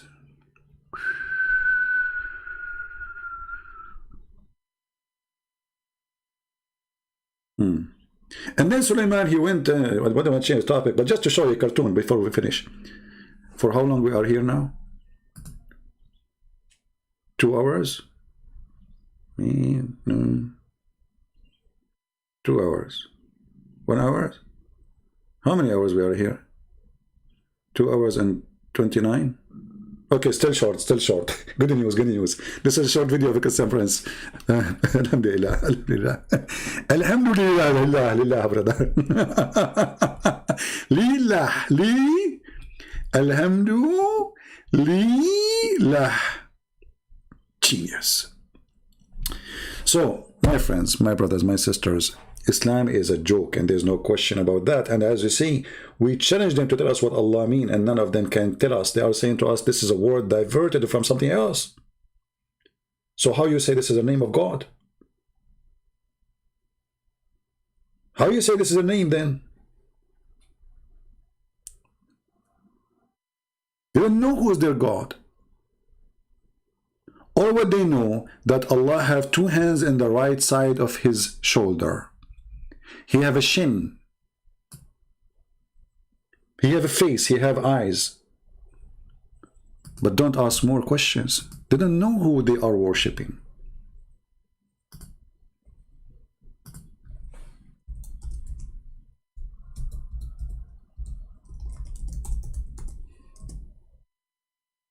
How Allah look like? Maybe we should make our coming video about this topic. How Allah look like? Okay, the second question of Rami was when people pray and say, oh Allah Azza wa Jal, grant us the ability to see your face in paradise, or when someone prays to you and says, may Allah Azza wa Jal allow you to see Allah's. And by the way, this is a serious program now, because usually Islamic program, the question is very silly. Like, brother, is it okay if I eat ice cream with my fiancée, or she became my sister if we drink the same, if we eat the same ice cream? Or other caller, she would say, brother, is it okay to shave my underarm? I'm a female and I am 17. This is life on air. Or you might find a woman, she is horny, say, when I take off, listen to this. Once a Muslim woman, she called a sheikh live on TV. I wish at that time I have a program to record it. She said, Assalamu alaikum, you know, and there's two sheikhs. And the woman, she is like making some noises which you don't want to hear. And the sheikh, they start sweating. Brother, when I take off my clothes in the front of the fish tank, the fish, they start shaking. What? The fish in the fish tank, they are shaking? What? The sheikh, he drank the water. I'm not going to make the voice of the women, because you know what I'm talking about. Obviously, she is not a good person. I mean, I don't know. She is making fun of them. I have no idea. So the sheikh, he drank the water. The other one is sweating. He says, sister, I think a sister, you have to, from now on, don't take off your clothes in the front of the fish tank, because the fish are looking at your beautiful, pure body. And they have a genie in the fish. It's true. Muslims believe in that. So there's a genie inside the fish, is a male genie. When this female, she take off her panty or her clothes, like, she go crazy. You know, like, you know. So please don't take off. And then she said to them, the woman, I cannot tell you, sorry, I cannot do that because I have only one room. Oh, the guy, he starts sweating more now. He said, okay, sister, don't you have a blanket? Cover the fish tank by the blanket. I mean, look how serious the topic is. At least here they are talking about how Allah look like. But usually, the conversation is so low. Very low. Okay, tell us more about Allah. Azza wa Jal. He's the creator of the all, what you see. And like, yeah, he is the creator of all what I see. That's it. It's proven. Exactly. That's why he says the sperm coming from the backbone of the man, and women have a sperm coming from their ribs. what you do not see, and he's not created, and he does not die, and he does not have an ending, subhanahu wa ta'ala. That's it. Subhanahu wa ta'ala. So Allah described in the Quran that he has a face. Allah described in the Quran that he has two hands when he addressed Iblis, Satan. And he told him, what? Hold on. There's a guy, his name is Mimi. He said, who said so? And there's a guy in the comment, he says, I wish to see you debating Mimi so he can end your career. Abdul, we ended his career a long time ago. The Tits boy. Mr. Tits. Prevented you from prostrating to what I have created with my two hands. Two hands. So this is what Allah described himself. Allah says in Surah Al-Qalam that on the day of judgment, Allah Azza wa Jal would uplift and show his leg. You know what? I have to admit, I have a weakness when it's come to legs.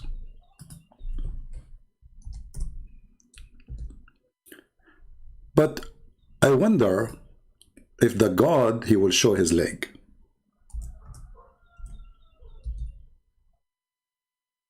Which leg is going to be more beautiful? A leg of a woman or the leg of Allah? As long as the Muslim, they keep calling him he, I'm telling you from now, I prefer to see a leg of a woman. I mean, like, come on. It is he. So why in the world Allah is showing us his leg? Do any Muslim have an idea? It is He.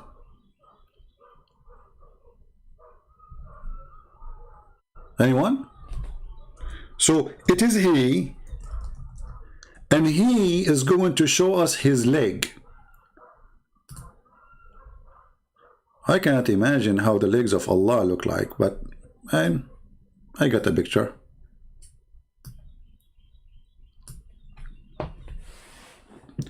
So Allah have 2 hands. For sure is not spider, because spider don't have 2 hands. Allah have 5 fingers. For sure is not spider. Spider have no fingers. Allah have a shin. Spider have many shin. So who is Allah? Who is this God you worship? You are confused about His name. You are confused about His look. Okay, He have 2 hands. Where are they? And when you say He have hands, why He need them? You see, Jesus come to this earth as a man. Okay, He is, between us as a man, so He do what men do. He have hands. He grab with them things. Okay. Allah have hands for what? You see, the Muslim, they say to us, the Quran says, if Allah wants something to happen, they say, be and is going to be. So what the hands for? Is it metaphorical? No. The guy is saying clearly, those are not metaphorical. He have 2 hands. So maybe we should make the second video after this. Or maybe I'm trying, I'm thinking to make it like a series about what this mean, like maybe next video I will make what Israel mean. Hey Muslims, what Israel mean? The Quran keeps saying Israel, Israel. By the way, look at this spider.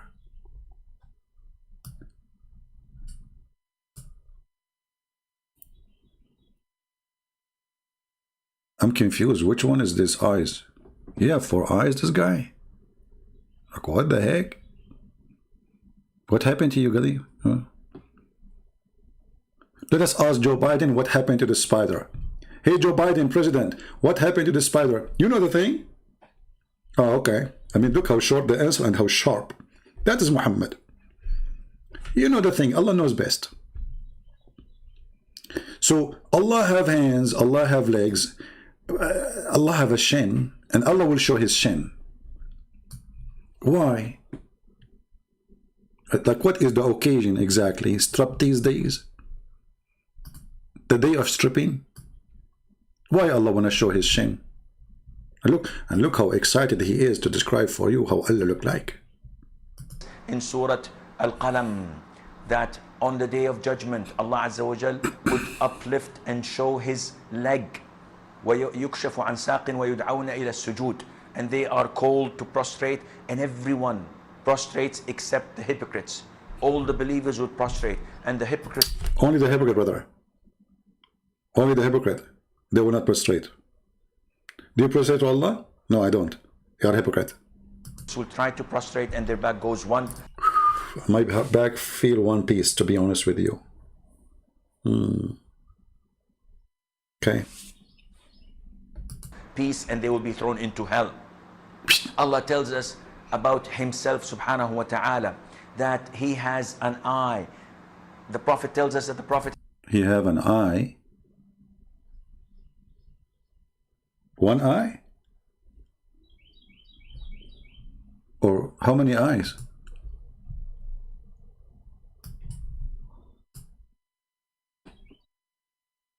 Man, look, what? Allah has an eye? I mean, do you see how much they knew about their God? Allah has an eye.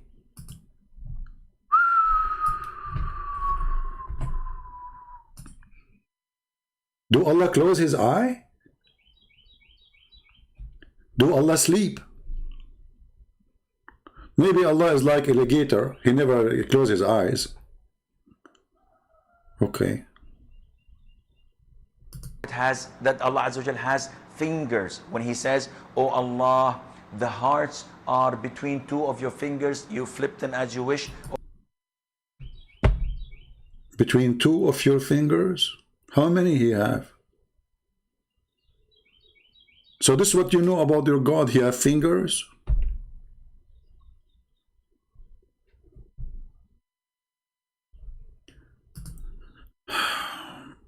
Please answer me, please. Is the hadith of Ibn Mas'ud where some force looking men rode him all night, even he is recited it true?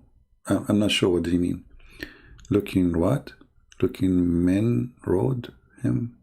I don't know. I don't understand your question, Ben Yehudi. Your English is like mine, my friend. It's messed up, you know. I could not get it. Or maybe because my English is not good, I could not get your question. What do you mean? So I just see the Muslims, they have no idea what they are worshipping. You know, they are guessing. Allah have, you know, they look here in what Muhammad said. There's 2 hands, there's 5 fingers, you know. He have a shin, his magnificent, beautiful leg. Actually, this is one of my favorite videos. When the guy says Allah have magnificent, beautiful leg, shin.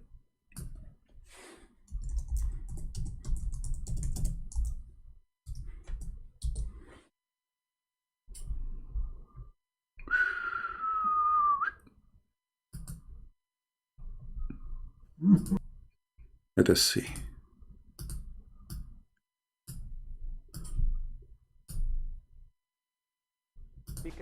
Dhul Jalali wal Ikram. Everyone on it will perish. Everyone.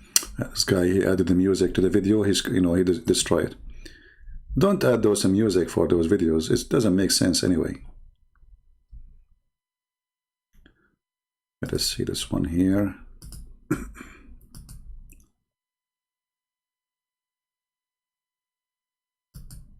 Abu Hurairah radiallahu anhu, the Prophet's companion, said that Prophet Muhammad once said, the meaning of the saying the Prophet, Allah's hand is ever full.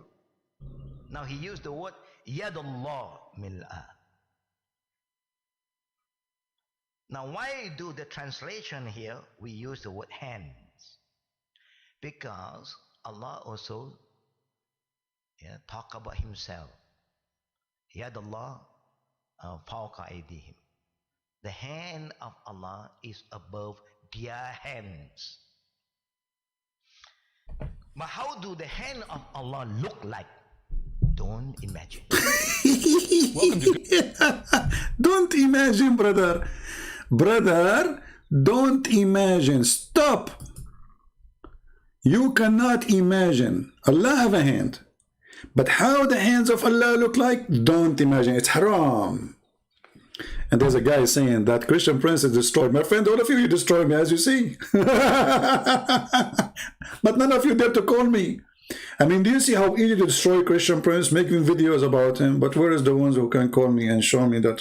Here we go. I have 1,400 people listening, and none of you. Let me open my Paltalk. Even though I was planning to go soon, but I will give you an extension time, so maybe you can get me busted, brother. I will open my Paltalk for any decent Muslims who can destroy me.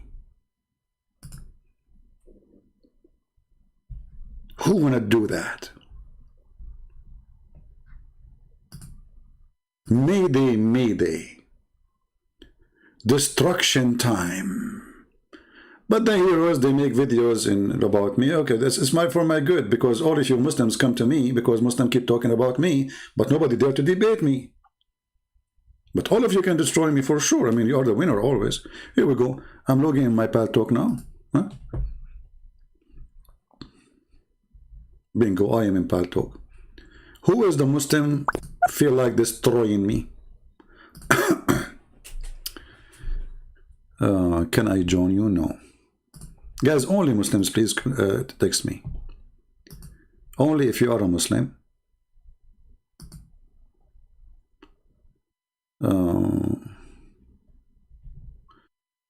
Bluebird, my friend is a Muslim, he wanna call me. Let him call me, you know, let him text me. Text me first, because you cannot call me right away. Text me first and I will call you immediately if you are a Muslim only. Do we have any Muslim would like to call me and tell us what his thought about what we just said about Allah. Anyone?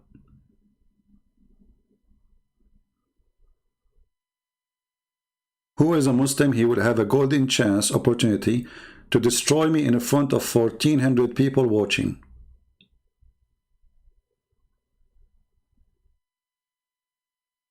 Anyone? My pal talk is open. Just text me and I will call you immediately. In the speed of Allah. Speed of Allah, that's not good. It take Allah 50,000 years, 1,000 years to send the angels and 1,000 years to come back. So how Muhammad was receiving the messages if take them 2,000 years to go back and go up down?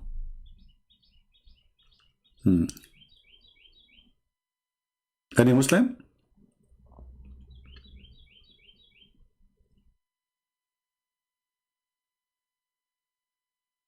Yeah, we have 1,400 people watching, but we have only 950 like. You hate me, don't you? Who is a Muhammadan would like to give me a call?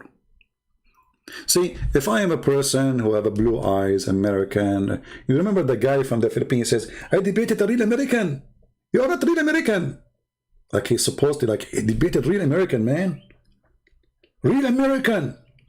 I mean, look, listen carefully. He debated a real American. You are not real American, you have an accent. That's what he said to me. And actually, this is why they're afraid to debate me, because I have an accent. I am an Arab, I speak Arabic. I debated real American. Like, what? Real American? What this have to do with...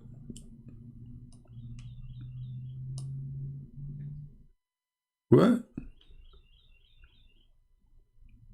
So my pal talk is open. Let me see, I have one text. No, this is not the text. Any Muslim? Just text me. Just say I'm a Muslim, I will call you.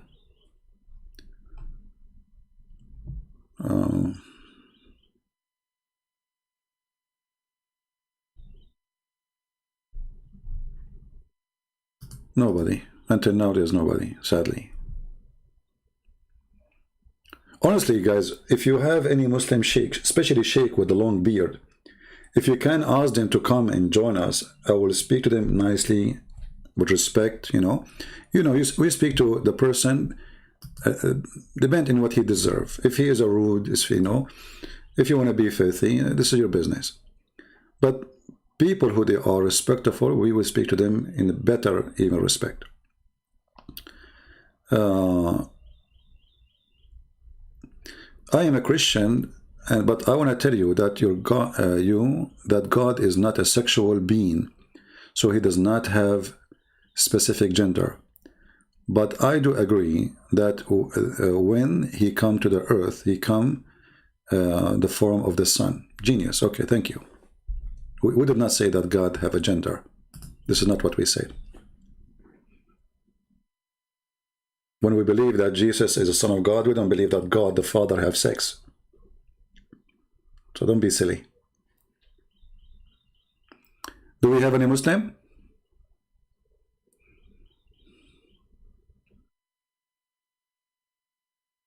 Anyone? Who is a Muslim would like to give me a text and I will call you immediately. Anyone?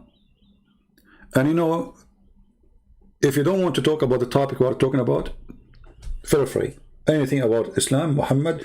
Who want to call us to tell us how Muhammad is a prophet of God?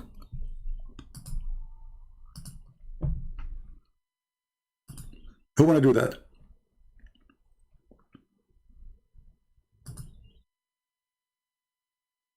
Who is a true believer? He believes Muhammad is a prophet.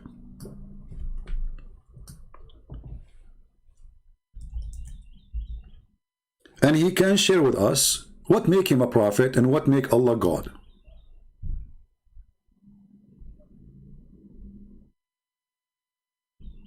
Anyone?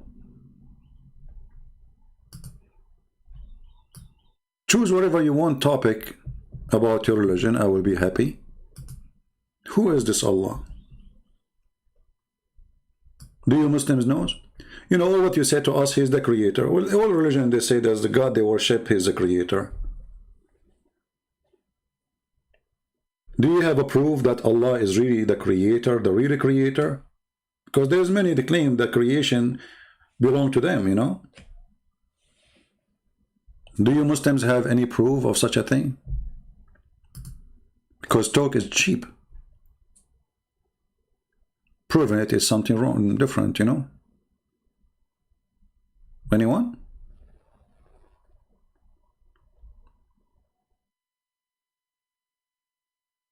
They claim they are I don't understand. Ibadat. I don't know what you mean. Sometimes I feel better about my English when I see some other English. So do we have any Muhammadan would like to call us? And I will speak to you nicely as usual. Unless you are rude, you try to put me down as a person, trust me, I will unleash the Middle Eastern inside me. You know, I am a Middle Eastern. Don't go there. You want to be nice, I will be nicer than you. You want to be rude? Give it a try.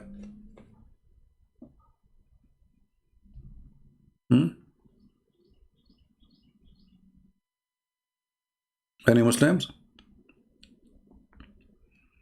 Who is a person who have a beard, big beard? I like big beard, you know, big beard, doing very nice, you know. I have a big beard too. You know, we can put it next to each other, see like which beard is longer.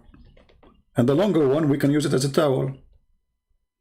Because your beard doesn't make any difference anyway. I mean, you grow up, all of them, they grow a beard. Zakir Naik is trying to grow a beard, by the way, but sometimes it's not growing. He used fertilizer, it's still not working.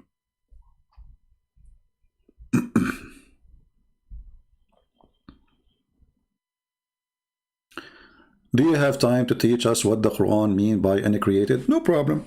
Let us make a question to the Muslims. Hey Muslims, what do you Muslims mean when you say the Quran is not created? As you see, there's somebody here is interested to know what you Muslims mean when you say the Quran is not created. Let us put your question for you on the screen. Thank you for the question. So now we are done with the topic, and those who want to download the video, please feel free to cut that part where, you know, we speak about Allah, who is Allah, etc. And now let us go here. And this is the question for Muslims. You see, the second you ask such a question to the Muslims, Muslims are so good to ask them questions like, can we eat ice cream? Is it halal? Those are, everybody volunteer to answer them.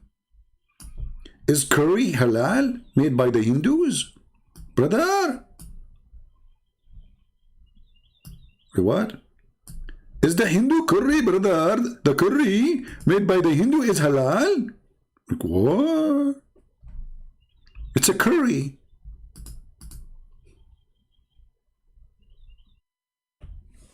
Brother, is it okay to sit in the toilet seat and the toilet seat is facing the Kaaba? No, brother, haram. So all those three questions, they are so good in answer them. The second you ask serious a question, they are not there. So now the question is, this is a very serious question. What the Muslims mean when they say the Quran is uncreated?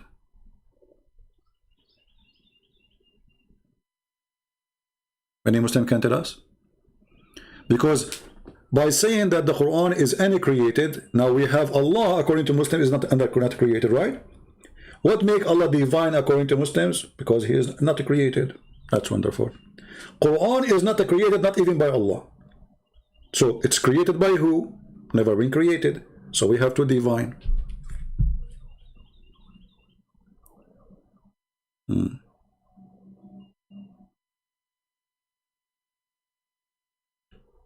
Anyone? You see, I'm giving you Muslims the question so you can help us. There's a sheikh. He claimed the Quran is created. Do you know what they did to him?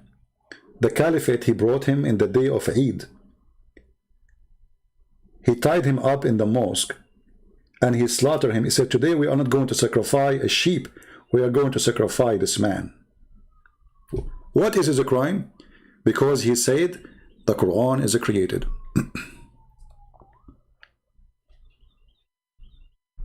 So if the Quran is not created,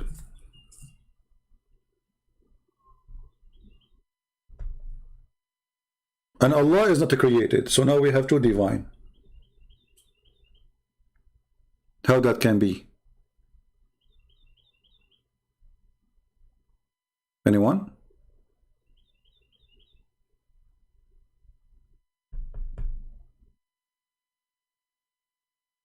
Do we have any Indonesian Ustad? There was, you know, I missed this guy. Too bad he died. You know, the guy who promised me 5 BMW. I wish he did not die, because I wanted to save his soul. This poor man, he will go to hell following Muhammad. He promised me 5 BMW. CP. What's his name? What's his name? I forgot his name. What's his name? Ustaz what? Insane? Insane. Yeah, Ustaz Insane.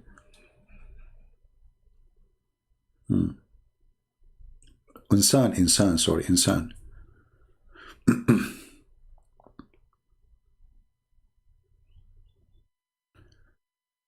I'm getting Pal Talk. We can set up a talk, no problem. Are you a Muslim, Mr. Preston? Only Muslims, they can contact me. Remember, don't contact me if you are a Christian. And those Christians who contact me in Patreon, please don't contact me unless it is necessarily.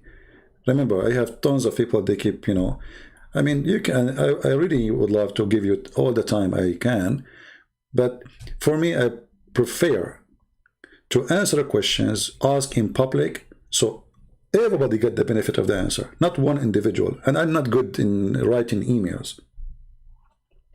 It takes too much time. While answering you here, as you see, I'm giving you all the time. I mean, how many hours you want? Have you ever heard of somebody stay with you for 5 hours non-stop until his voice is gone? I used to stay even 12 hours.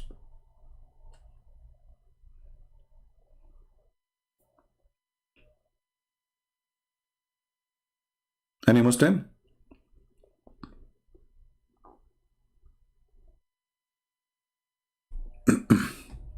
Okay, until now we don't have any Muslims, sadly, and too bad. We wanted you to give your voice to those audience, so people, they can hear the other side of the story. You know, it's not good to hear one side of the story, right? But I assure you that the Muslim story is not even a side of the story. It's a fiction. They don't know what they are talking about. I never saw a Muslim, he knew what he's talking about. Never. No, Malik, sorry. Only Muslims can call us. As I said, we don't want to do what the Muslims do. Two Christians talking about Islam, you know, talking. No, we want. I am the Christian. He is the Muslim. Listen to it. That's it. Two Christians does not make any better. You know. We do not need an interview conversation. We do not. I don't like those things. This is why I don't even join other Christian programs. They invite me. I say sorry. I like to do my work alone. I want a Muslim to call me. A Muslim who can prove me wrong. You can try.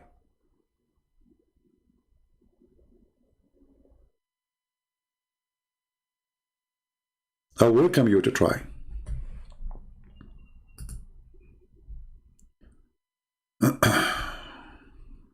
Okay. Look like we have a Muslim. My friend, I tried to call you. It says you are not online. I don't know why.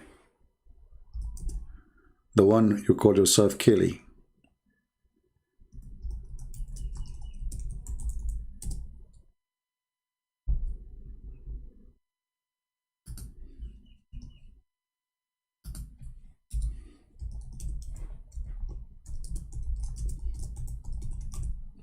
If you hear me. Okay. So look like we have a Muslim. Let us see.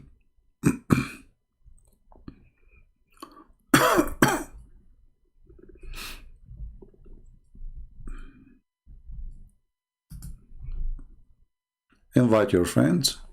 We have a Muslim who want to join us. I hope he is knowledgeable. And he said he want to speak like with respect, so that's wonderful.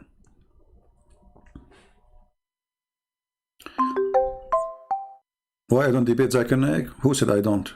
Let him give me his. I will call him.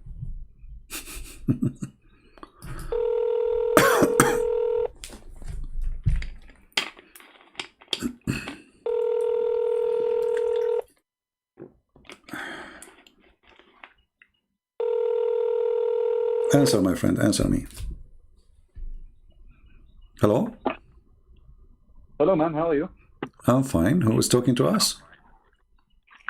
Just 1 second. Bear with me. I'm trying to set up my my things around here. All right.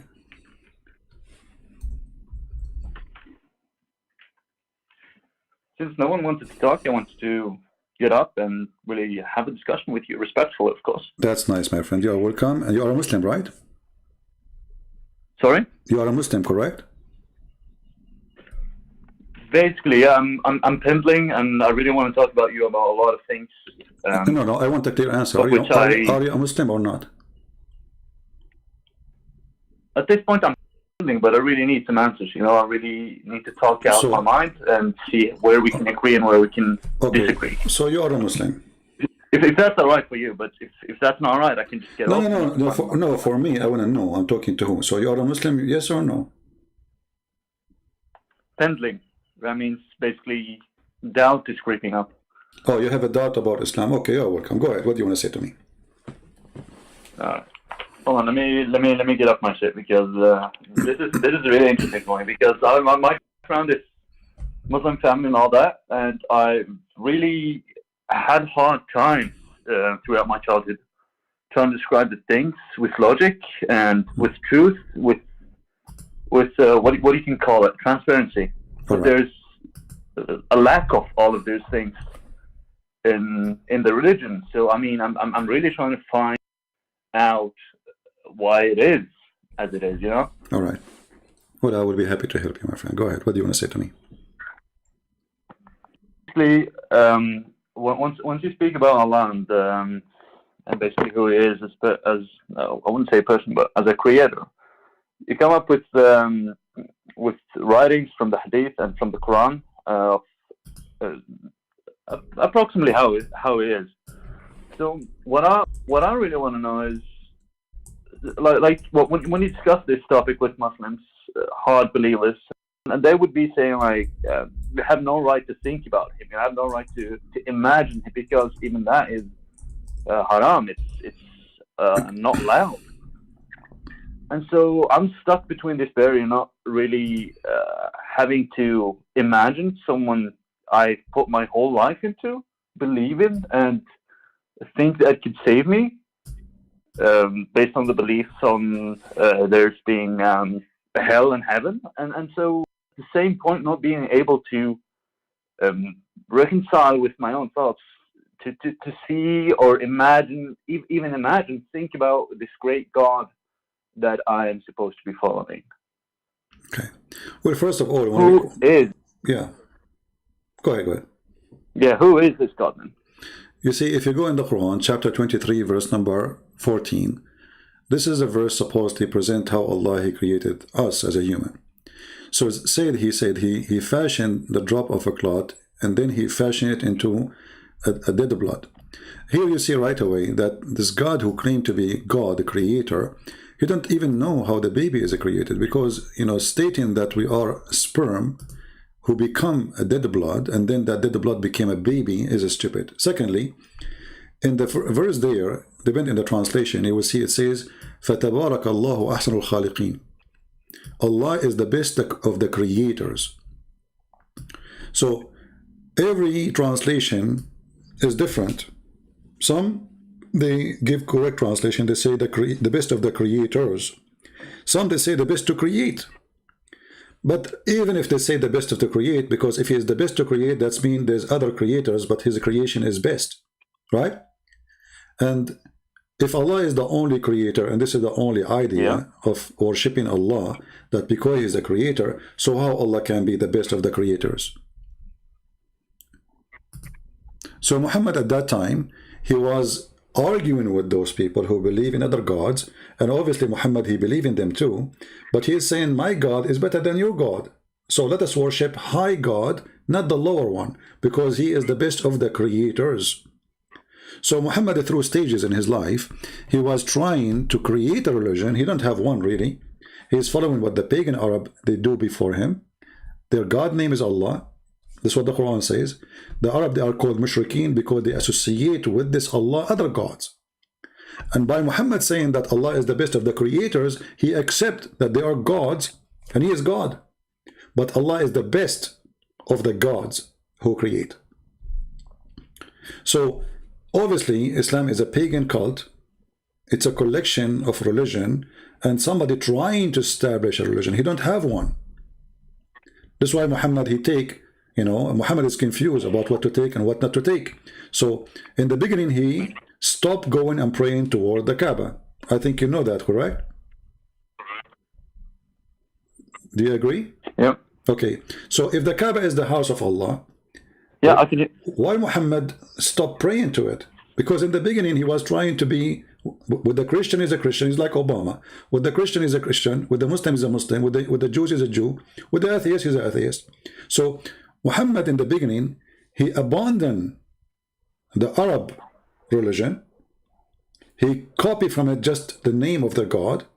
He don't want to kiss the black stone no more. He don't want to go around the Kaaba no more. He don't want to do Hajj no more.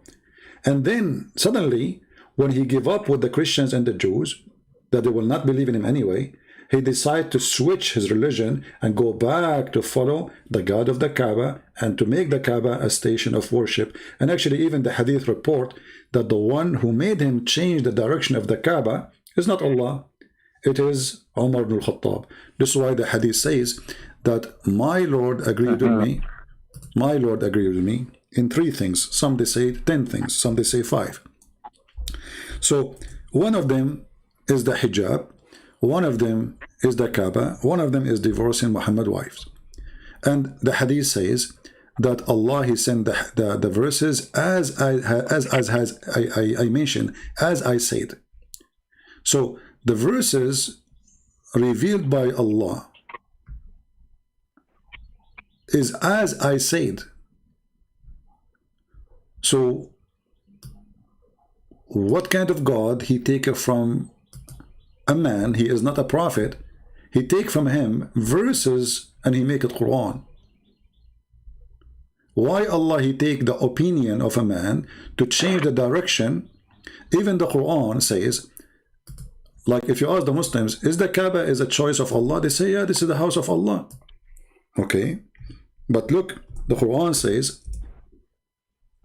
Allah will give you a direction which you like, you accept. So it was not a choice of Allah, it was a choice of Muhammad.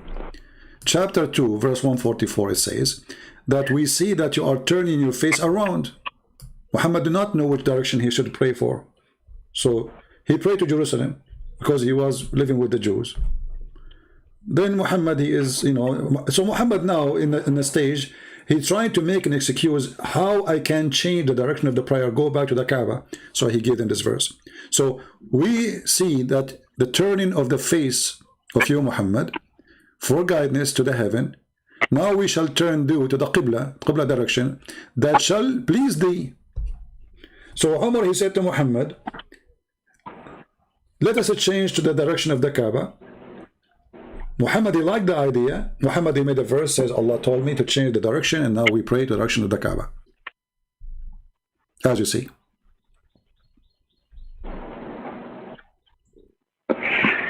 There's a lot of good things you're saying now, but the thing is, with all of it, it's so contradicting. It's a contradiction on top of contradiction, which really doesn't. When you try to cement something as a religion, it would be very shaky. As you say, when there's a lot of things that contradict each other, it really doesn't get off as a really steady religion. Firstly, and what I think about that is like you can make up a lot of arguments about what is being said in the Hadiths or what is saying about the Quran. The thing that really troubles my mind is that at points when people get to a certain time when they think this is wrong, this is right, and so they say, well, we condemn this because this is not a part of who we are today, and so I really be thinking about that and think about okay, so you say you condemn this, but the Quran is made for us humans to set a rule for how we can live our life, so we can actually come to a better place after life, and so we'll be thinking about that, and the first thing that pops up to my mind is, of course, the contradictions.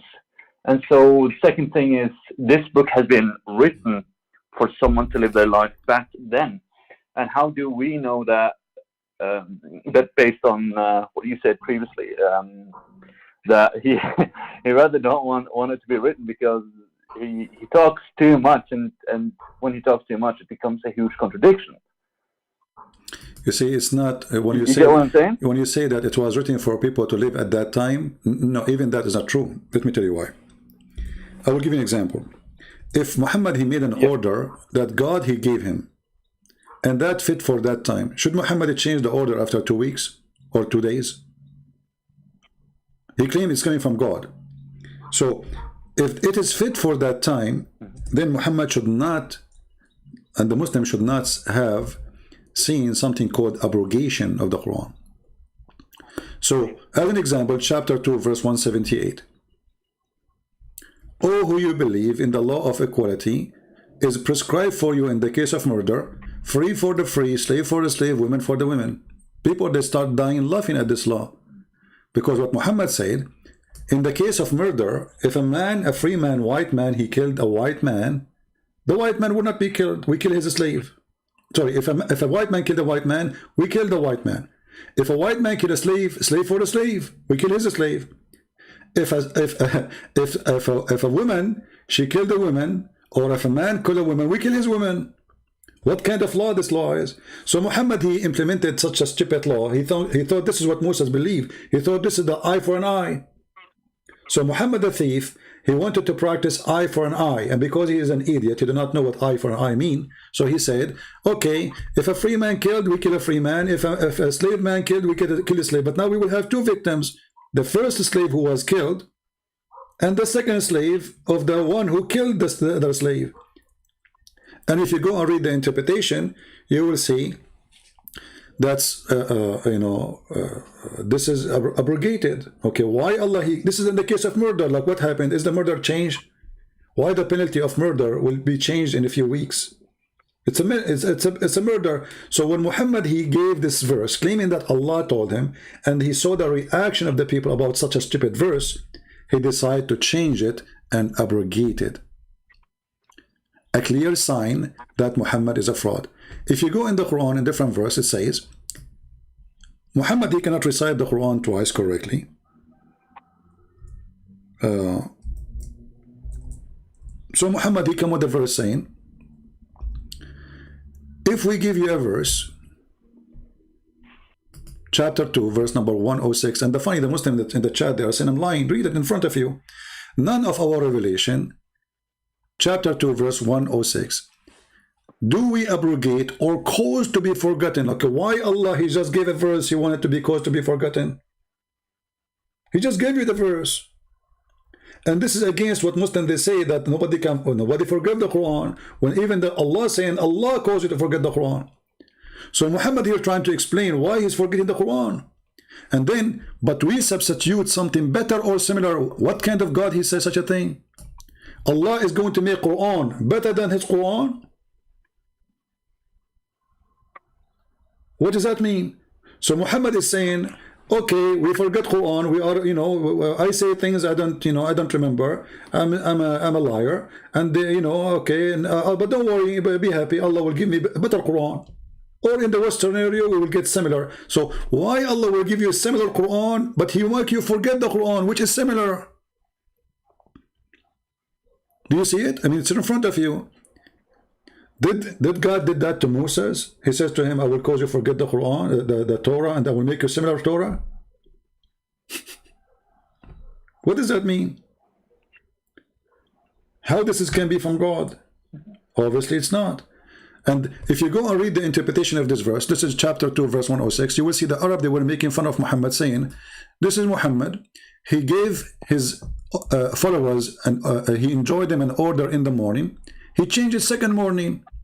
I mean, the guy, he changed the law in the speed of light. It's not like, you see, let's say like Muhammad came after Musa's, a long time, so there's some change. No, this is the same guy. He go to sleep, he wake up, he have new things. He have a new order. Look at this. Here it says, when the disbelievers began to deride the matter of abrogation, saying that one day Muhammad enjoy his companions to one thing, and then the next day he forbid it. Are you with me, my friend? So if this is from God, yeah, I can hear you. Okay, so let us assume that this is from God. Okay, no problem. So God now, he gave him a law. Okay, wonderful. The guy, in the morning he gave him a law. He go to sleep, he woke up second day, he says, I forbid it. How that can be true? And look, this is not a Christian saying, this is the Muslim interpretation for the verse. This is their highest scholars. Because I know they will say to you, he's lying. I'm reading for you what is in your Islamic books. And those are your top scholars. So he gave them Allah in the morning. He go to sleep. He wake up. He forbid it. What? Allah make a mistake? Do you know what I think about scholars, the Muslim scholars? Oh, my bad. You go. Who care about the scholars, my friend? All of them, they are donkeys for me. I call them scholars.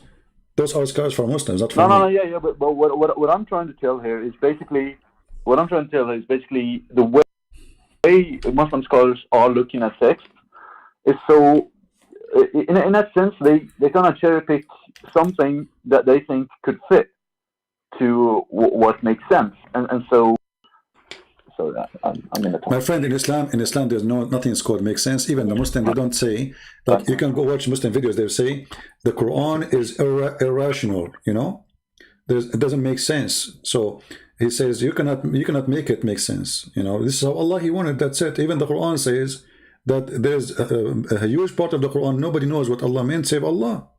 So what sense? And what makes sense in this?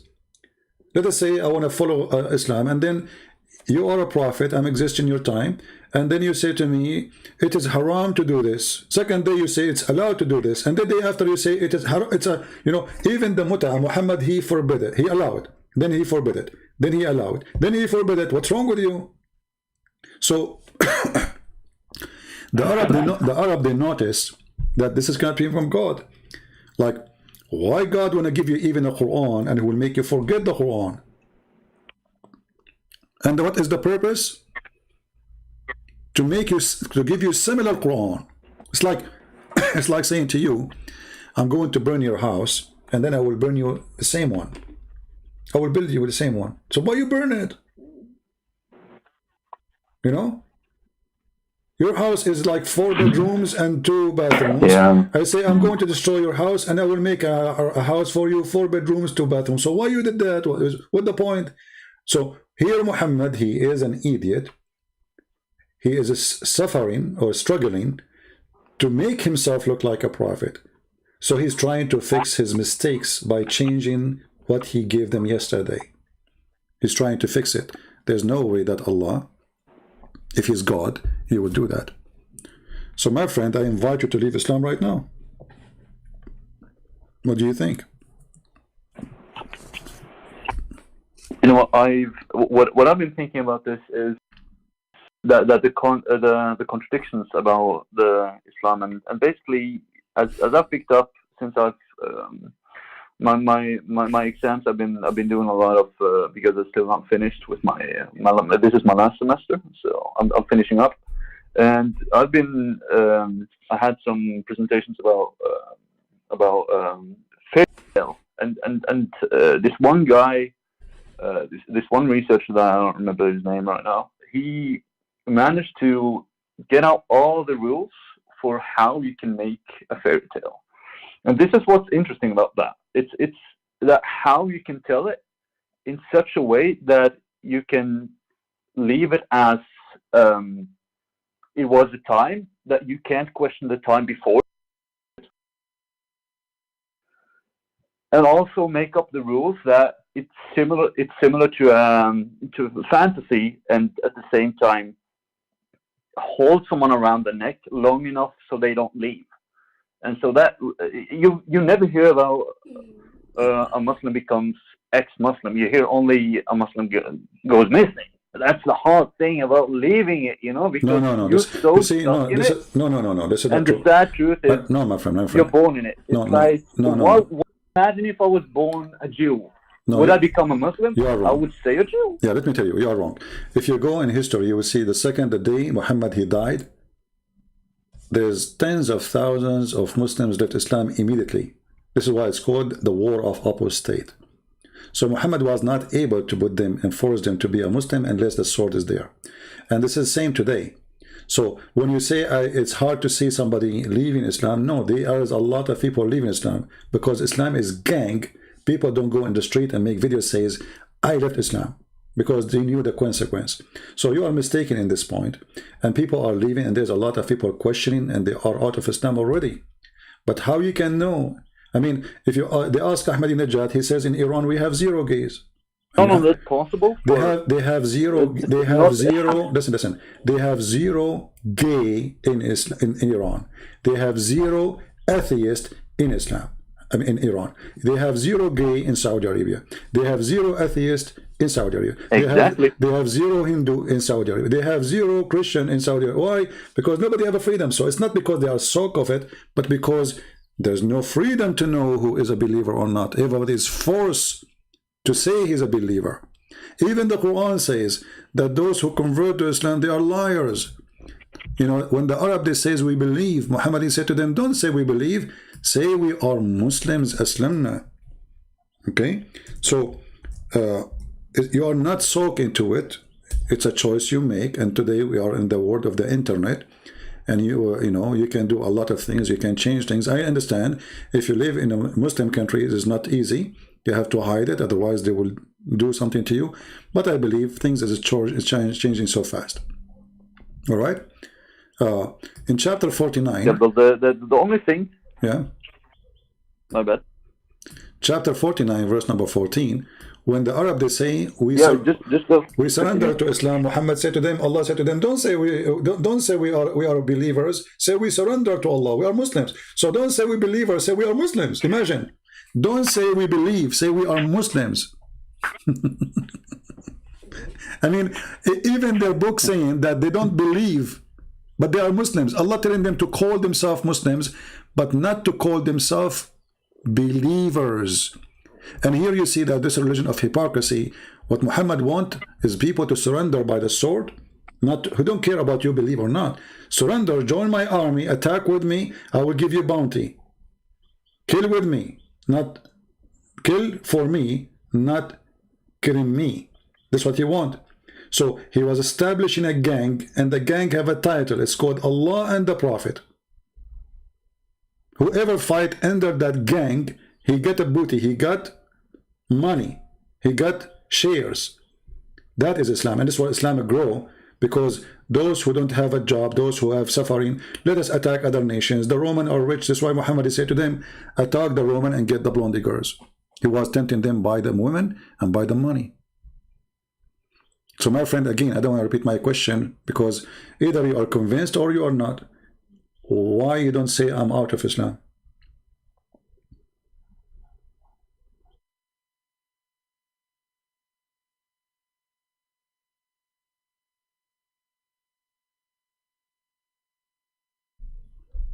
Are you with me?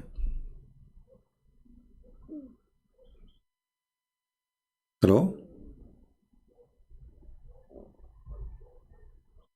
Hello? Okay, well, maybe we lost him.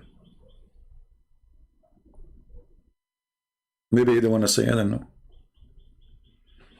Maybe he's scared to say I'm out of Islam. This is your business. I don't want to force you to say it in public.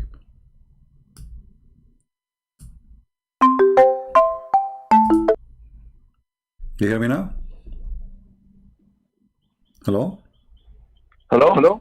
Yes. Okay. you hear me? I lost you for some reason. So, Yeah, so the my last- friend, why sorry, why my you bad, don't the say I am out of Islam? I mean, after all of this, do you still really want to say I'm a Muslim?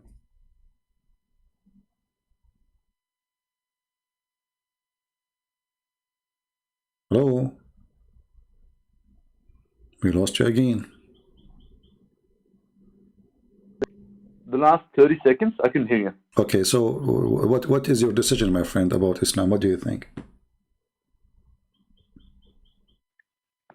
To be honest, deep down, I want to be free, and so I am. I am physically free, but it is a huge, huge psychological trap which you are born in, and so I want to be free, and the only way I can be free is truly by exposing myself to something. It's in that point I would disagree on heavily, and I will look into it and something I agree with, so it conflicts each other, and so I can progress. It's just how it is. Like humans have, psychologically speaking, humans have high incentive to not be willing to lose something instead of gaining something, because psychologically speaking, if you lose something, it's game over. It's death.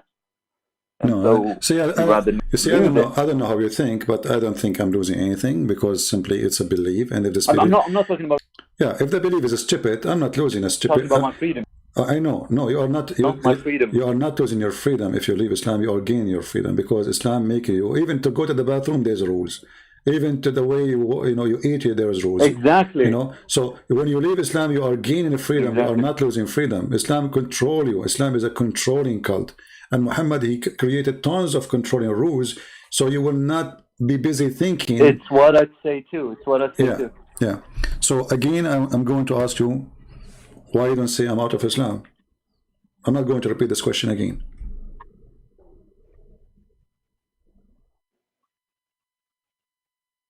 Oh yeah, I'm not conflicting in any way, like with your question. I'm asking you now, why Not you don't say, who I why you am. don't want to I am leave, my someone friend? else. You want to leave or not? You want to leave Islam or not? And my philosophy, Abdul. Huh?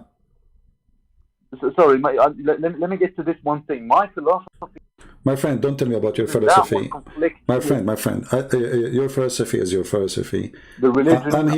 I'm here to help you to get understanding of what is right, what is wrong. So, like, because based on what we philosophy is that- said, based on what we said, not in philosophy or my philosophy, based on what we said and the proof we provide, is Islam is from God or it's false? I want an answer from you. Is it from God or false?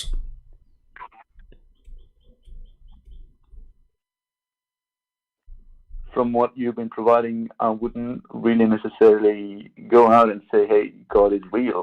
Based This is not the question. on everything Is you Islam is just, Islam from? based- and This is not. from This your is point, not. I wouldn't say God is real. And again, here's the thing. Okay, my friend, you are wasting my time. Sorry. If No. You see, I don't want to hear talk about philosophy. You don't want to say, no problem. Just keep it, in your pocket. Say what you want to say, because obviously, I mean, you are scared to say, well, this is garbage. I mean, you agree with me, but you don't want to say it. We got the answer already. Do we have any Muslim would like to call us? Do we have any Muhammadan would like to call us?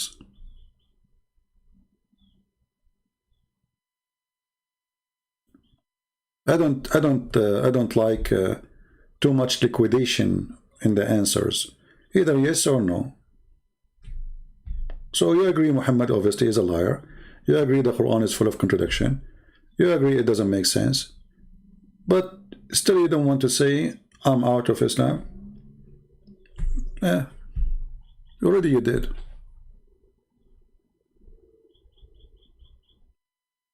Do we have any Muhammadan would like to come and call us? We have a Muslim question here. I'm going to answer it.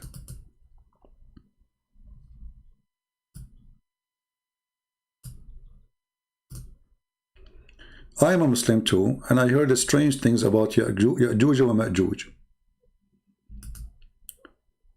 That there are billions of people living, I think he want to say, living between a wall or mountains? Can you explain? My friend, your prophet, he said, as long as you are a Muslim, so I have to say you're a prophet, he says that each one of Gog and Magog, before he died, he make 1,000 equal to us. So from every human, there's 1,000 of Gog and Magog. So if we are 7 billions, then there is 7 trillions from Gog and Magog. And Gog and Magog are not even human. They look weird, to the point a person, he sleep inside his ear. It's like a tent, you know. So you are questioning, okay, where are they, right? They are behind the mountain. But all of us, we knew that satellite, they scan all the earth. And what mountains is that where Gog and Magog is hiding behind? And the idea of that those people or this creation, they cannot come out of those mountains is proving that Quran believe that earth is flat and those mountains are separating the earth. So we have, because even if I have a mountain, I can go from different direction and I can cross to the other side. What does that mean? So what if there's a mountain? Let's say between me and you and the Himalaya. Is that the only way for me to go to India is to go through the Himalaya? You know what I mean? So Muhammad, he made it so clear. In the same time, again, he copied a fiction story. He made a story about it. Even in his time, he says that Allah, he said, look at this false prophecy. This is Sahih Bukhari. Muhammad, he wake up and he says, are we to the Arab? Okay, what happened to the Arab? What happened? He says, today a hole has been opened in the dam of Gog and Magog like this. He's scared, he's terrified. Arab, get ready, they are coming to you. And the prophet, he made a circle with his index. So a circle like this, is it scaring the hell of you?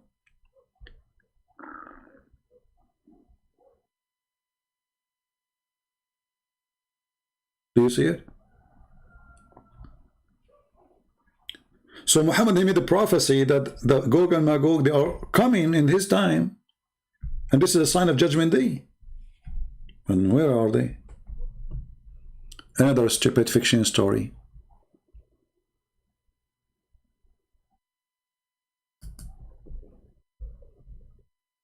Do we have any Muslim want to say anything about this story? Anyone? All those stories are very funny and very stupid. And those people, they will fight with their arrows. And those people, they will attack everybody. They will control the earth. I mean, what he's talking about?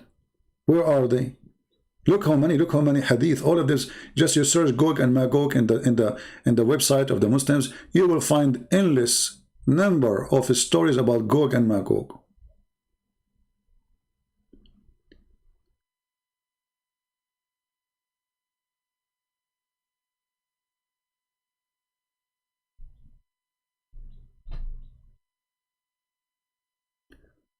Well, he is scared for his life. No problem, my friend. I don't want you to say something will hurt him. But I understand he left Islam. Actually, he's a very nice guy. I'm not against him. But for me, you know, I have things to do. Here we go. Actually, he said I am out of it already. Yeah, the person is very nice. I mean, I'm not against him. But you know, for me, I like to see the result of the fruits of my work. Either I was be able to help him or not. I'm not going to show what his name in Paltalk, but this is what he said to me. Thanks for what you provide, whatever. I am out. I was about to briefly sum up. All right. So thank you very much for your answer. You want to call me again to say loud, clear, I am out of Islam so people hear you? Feel free. This is what I wanted to hear from you, you know. So he's out of Islam. I'm happy for him. Yeah. Here you will see, look, Muhammad, he said here, in this hadith. He's talking about Gog and Magog.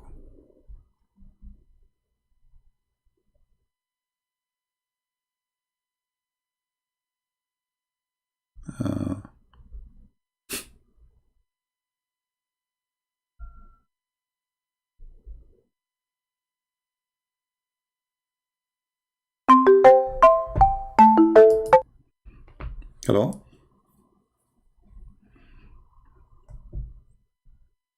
Hello? I am out of Islam. Like, it's nothing that can take up more of my time or my mind capacity. I'm out of it. All right, that's wonderful, my friend. I want to hear from you because I don't want to waste your time and my time. You know, I understand the way. No, thank you so much, man. Yeah, you know, I'm grateful for the opportunity that you've granted me this knowledge. Thank you so much. I'm here to serve everybody, my friend. I'm not really, I'm not here to put you down or even not to speak to you. But in the same time, we have to come to a conclusion as adult, and the conclusion, obviously, you agree with me, Islam is false. So I was wondering why you want to say it. So now I'm not supporting that. Yeah. So you agree that Islam is false, and that's wonderful. Now let me ask you then, what do you think about Christianity? As long as you agree Islam is false.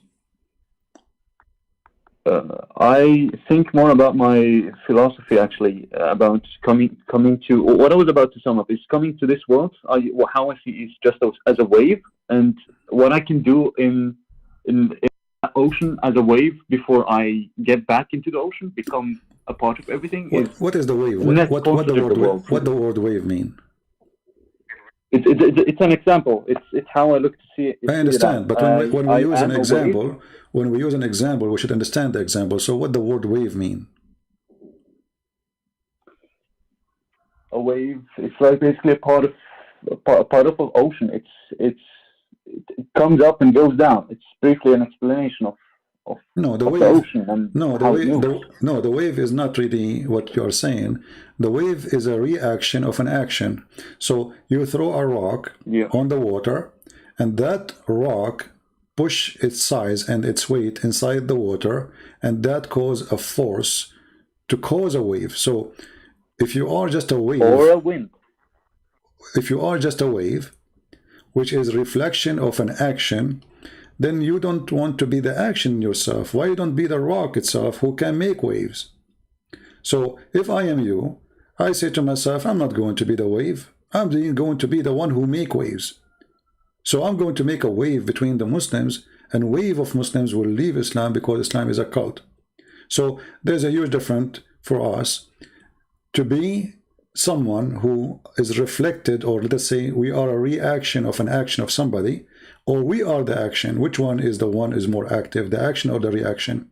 So in the law of physics, reaction is, let us say, it's a victim of the action.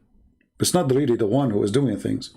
So if I am you, I will change the way I see myself in the philosophy way, as long as you like philosophy, and then I will choose to be the rock who, if it jump in the water, I will cause the water to make waves, and my wave will go to the end of the other side of the world.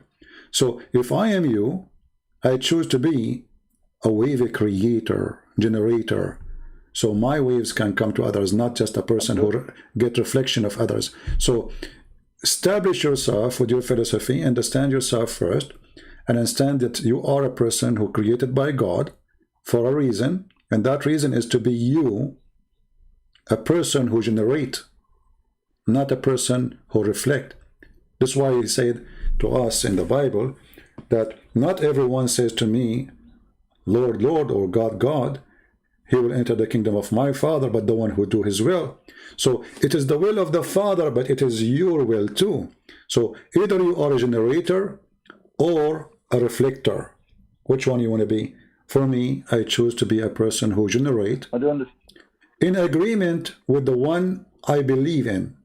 It's my generation too. I generate. So the will of God, I agree with it. So I do the will of God, but still it is my will, even though it is the will of God. So for me, I like you to thinking about things differently. Do you also?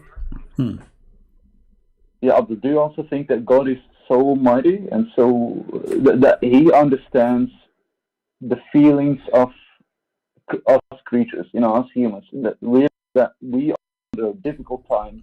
My friend, and you are not just out. God is like not being the rock. Yeah. In your sense. God is not waiting for you to be a genius. He knew what he created of you. You are his creation, right? So he knew exactly each one of us limitation, because the limitation of each one of us is different. We are not the same. So there is some of us, we are very limited. Some of us are smarter. So that's not your fault. So God will judge you based on your limitation and how much gift he gave you. It's like somebody, you know, the Bible have many parables. So I give you some money and says, go and invest this money. So it's not fair that somebody, I gave him $1,000 to invest, and then I want him to bring back, return $1. So it should be way more. But if I give other person 50 cents, and then he invested and he make it $1, that makes sense that he is a good person because he was able to invest in what I gave him. So God, he knew what he gave you, and God, he will judge you by the gift you receive. He's not going to judge all mankind equally based in rules only, but he will judge them by the equal gift they receive. If somebody is born with disability, let us say, you know, there's many people, they have an illness, you know, they are born with it. Is it fair that those people, they don't believe in Jesus, they will go to hell? No, because they don't know even what are you talking about. They are born this way. So God, because he is beautiful, he have a beautiful justice too.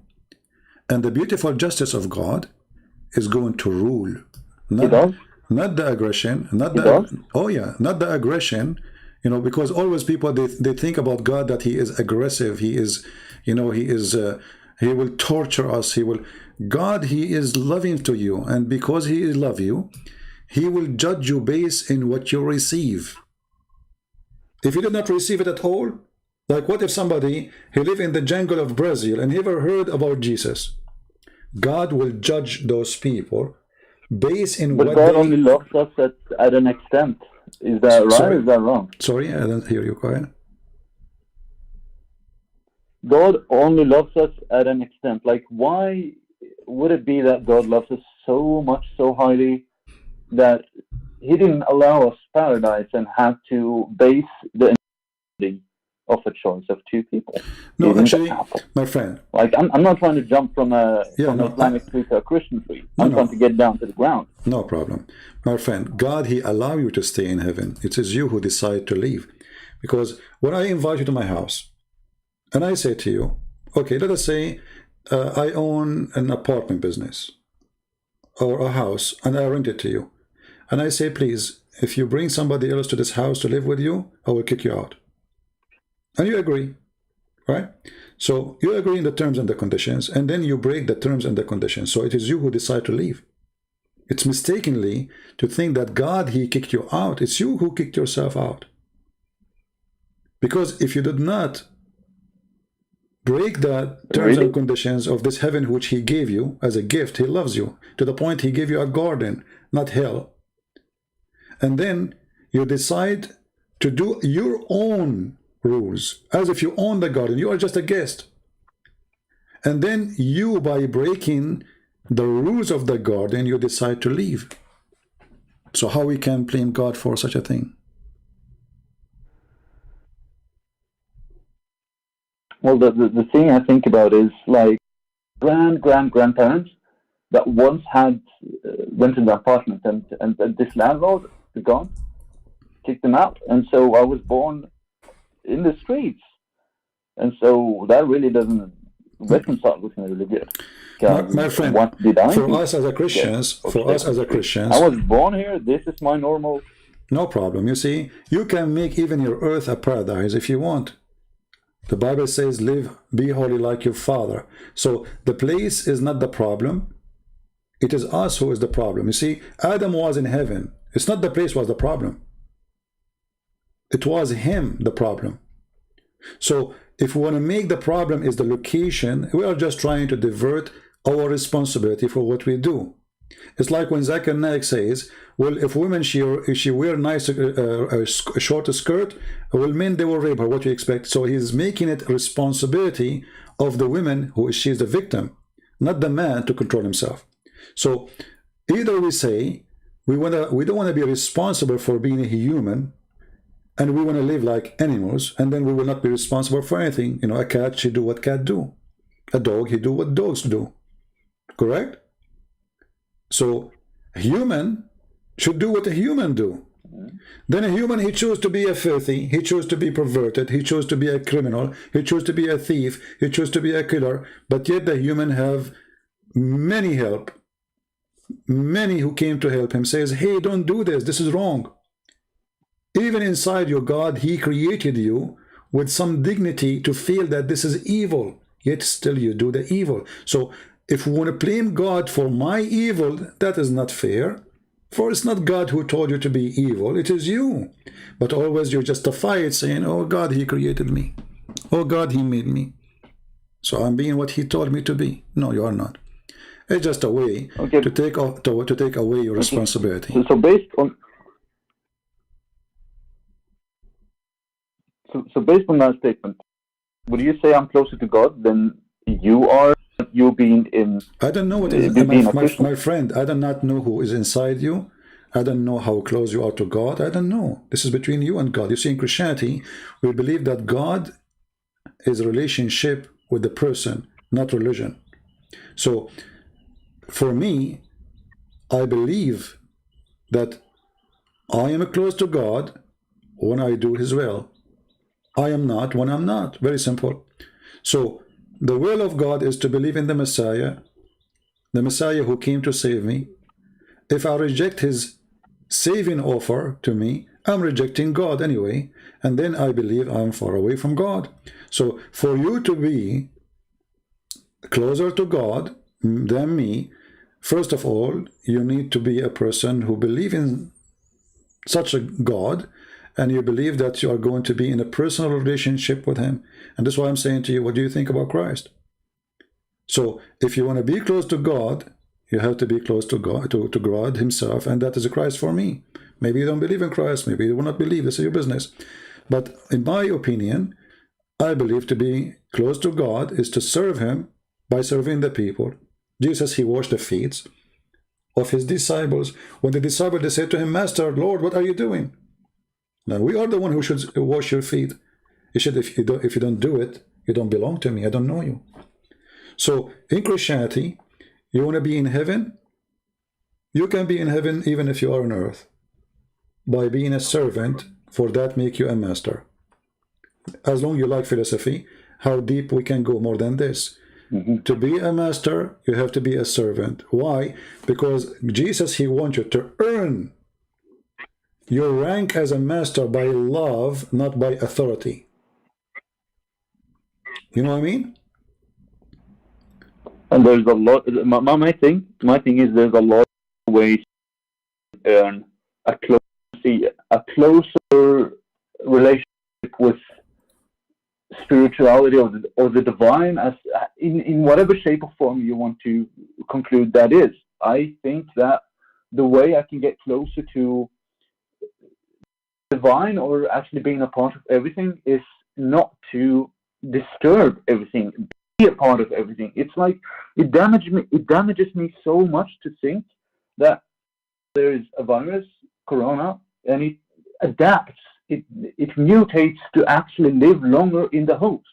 And so us humans, we are just like the virus. We are in this planet damaging it. We are killing other sentient beings, and so my friend, don't confuse yourself about that gets you closer to God. My friend, don't go there. I mean, killing and thief. Why you want to go there anyway? I mean, is killing something we do every day? There's people that are criminals.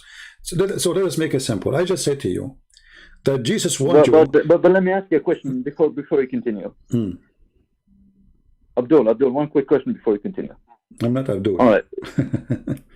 What do you eat? What do you eat? What I eat? Do you eat meat? Yeah, I eat meat. Yeah, do you eat meat? Yeah. Do you eat something that had a life before? I do. Do you consider that as, if you cut that out, you'd be closer to God? So you are trying, like, maybe you are copying from some philosophy that about eating vegetation, right? So is eating vegetation will not make you eating something have life? Isn't it vegetation have life too? So your philosophy here, life, but it doesn't feel. My friend, obviously you can sit it out. No, your thinking is very shallow.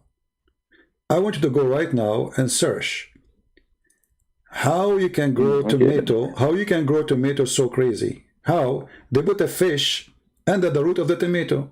Okay, but tomato is a tomato. The tomato is eating fish. So you think you're a vegetation person, you are eating vegetables, but the fact that the vegetables you are eating is eating fish. And you think you are a vegetarian and now you are not harming anyone. That is a joke, my friend. People need to think deeply, and we are very shallow. No. This is vegetation. Being a vegetarian is not you not harming. You are harming. If this is what the harm means for you, all what you do is eating others. You are eating others. You are minimizing harm.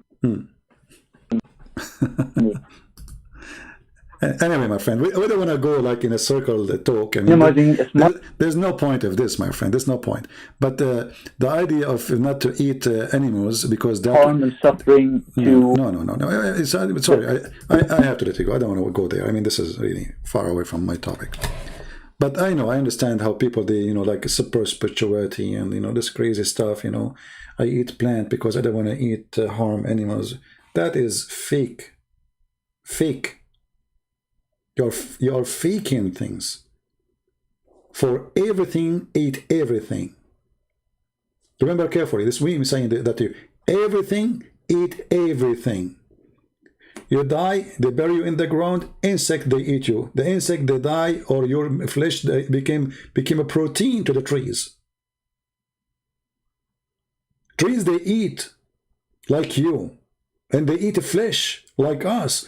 The trees themselves, they are not vegetarian.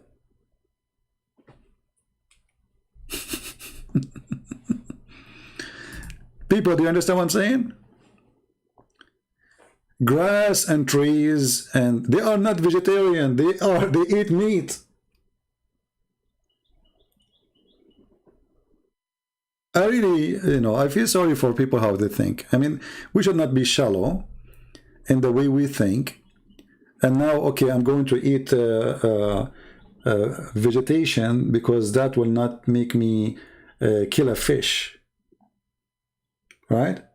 Well, the tree is a creature too, have a life, and they die too, and they're born too,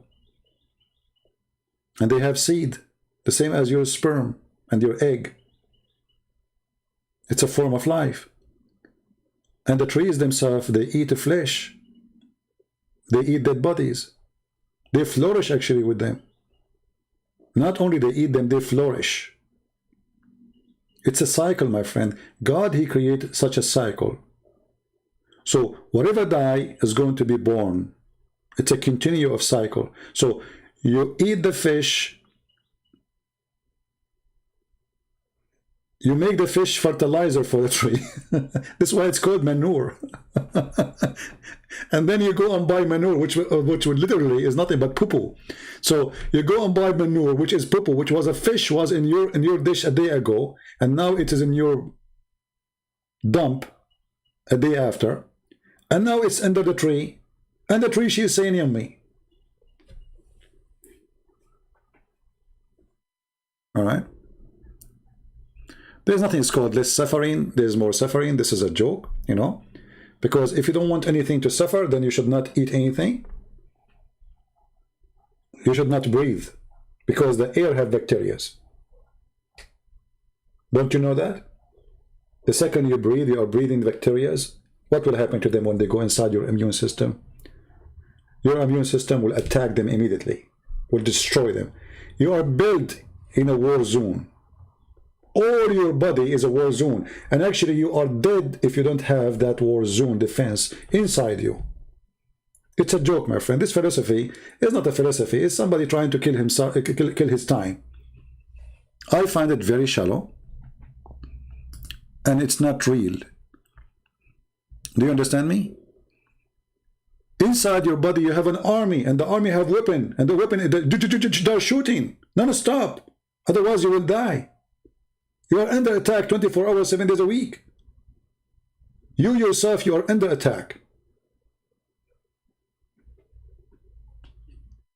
I find that a human being, somehow, he go to school, he earn a degree, He became mature, but still he is lack of maturity.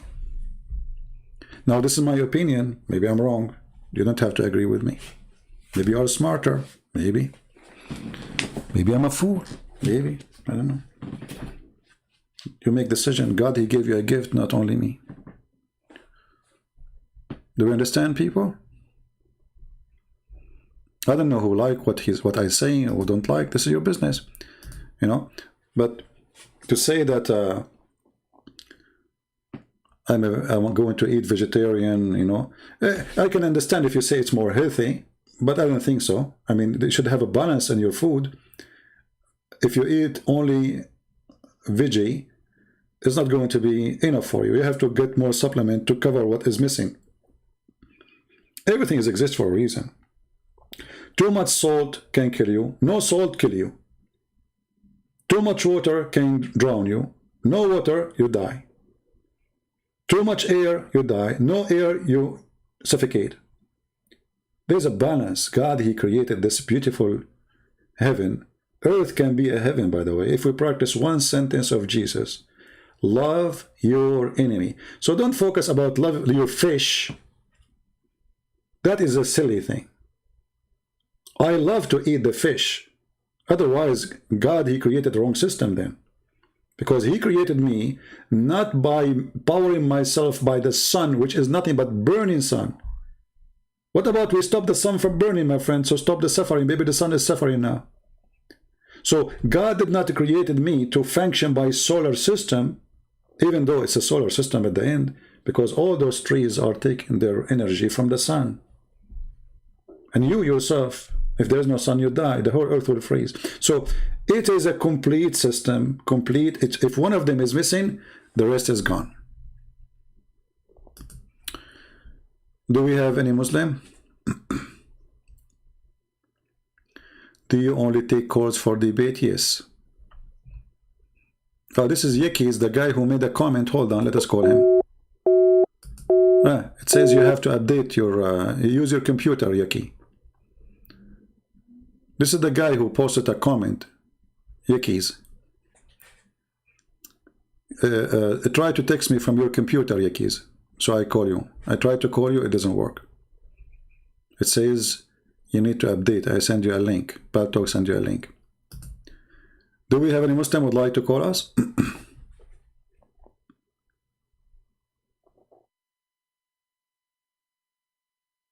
Anyone? I'm using Paltalk.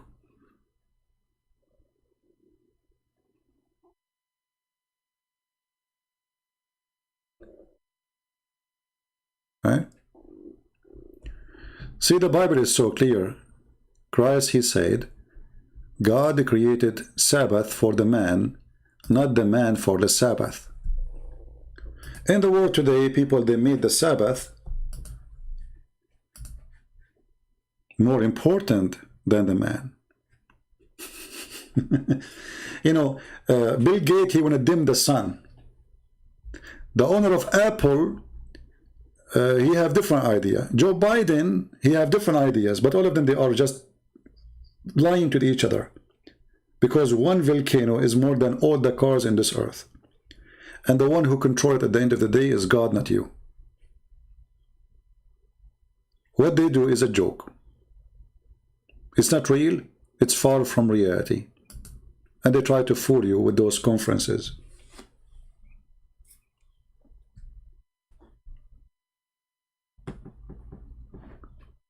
When the scientists, they say that the earth was covered by water, was that because of global warming? But there was no cars at that time. You know what I mean? Looked like a global warming was exist long time ago. Yeah, obviously. What you can do.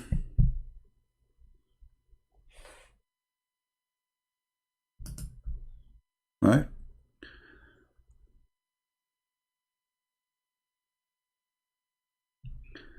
Do we have any Muslim?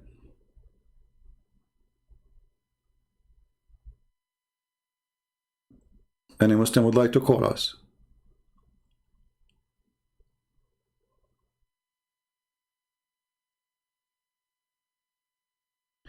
If CP will show his face, you will call me. And who cares if you call me or not? And why I want to show you my face? Are we in a date, Zahra?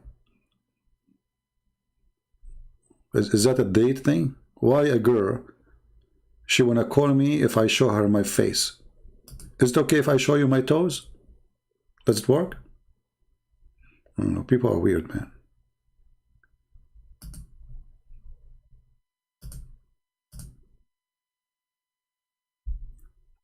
You call Allah every day, 5 times a day. You never saw his face. You never even your prophet, he never heard his fart. But you keep calling him. And guess what? He never answer. You know, do you remember when Muhammad, he says, the Muslims, they say that Allah, he took Muhammad to heaven? Allah, he took Muhammad to heaven, right? Okay. When Muslim, they say Allah took him when? What, the daytime or nighttime?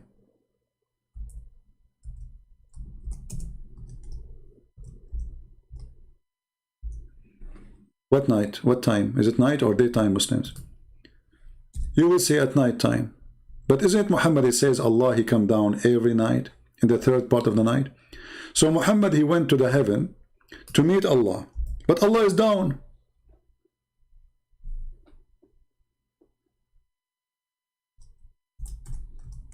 This is how you expose a liar. Muhammad, he forgot what he said. So Allah, he sent him a donkey, is the size of a donkey or between a donkey and a mule. And then he decided to take him to heaven. And then Muhammad, he went up to heaven. But then Muhammad, he says, every night Allah, he come in the 3rd part of the night. So while Muhammad was going to the 7th heaven, Allah was coming down. This is how you expose a liar.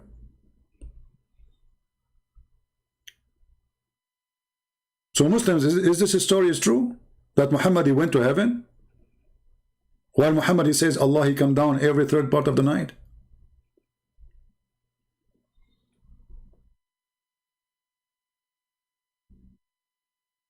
It's like, you know, a guy, he called his wife. He say, hey honey, I'm visiting my friend Fred.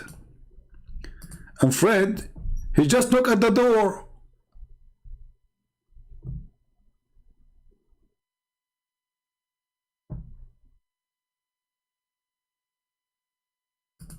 Hey, Fred is here. What are you talking about? Are you visiting Fred, huh? This is what happened to Muhammad. Liar. It's very easy to, you see, Islam is the most silly, stupid cult to defeat. But how you can defeat a cult if you are ignorant about the cult? You cannot. And how the Christian, they can fight such a cult if their priests are ignorant and liars? Like the priests we see, some of them, they saying that the Muslim worship the same God. How many of them? There's a lot of liars.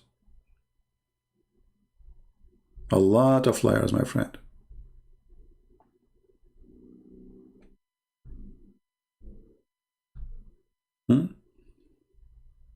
This is Islam. This is why if somebody claims to be a priest, what make him a priest or not is how truthful he is. Who care about the word priest? Who care about the uniform you wear? Who care about the cross you have in your chest? The Lord, he said about them, depart away from me, I do not know you.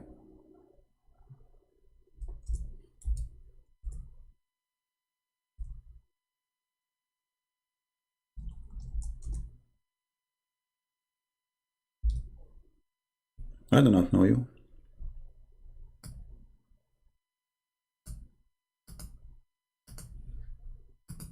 Anyone you see, he claimed to be a Christian priest or bishop, and the Muslims, they say to him, they agree with him, they have nice compliment about him. Obviously he is not telling the truth. This is why they are giving him compliment, because he's a liar. To know who I am, look who condemned me.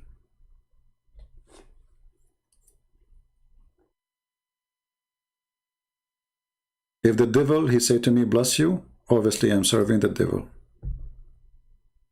So if Muhammad said to me, bless you, Christian Prince, obviously I'm serving Muhammad. From their fruits, you shall know them. We care for Muslims. We don't hate them. We encourage people to be good to them. But that is different from not telling the truth about Islam. Telling the truth about religion is different from being good to people.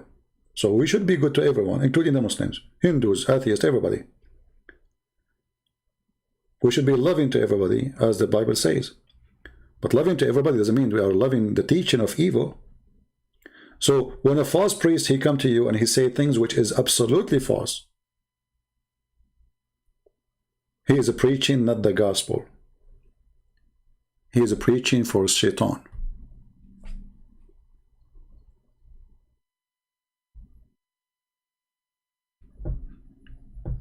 Do we have any Muslim? Yakis, did you fix your thing? Let us try to call you again. Yeah, still the same. Yakis, I tried to call you second time. It's not working.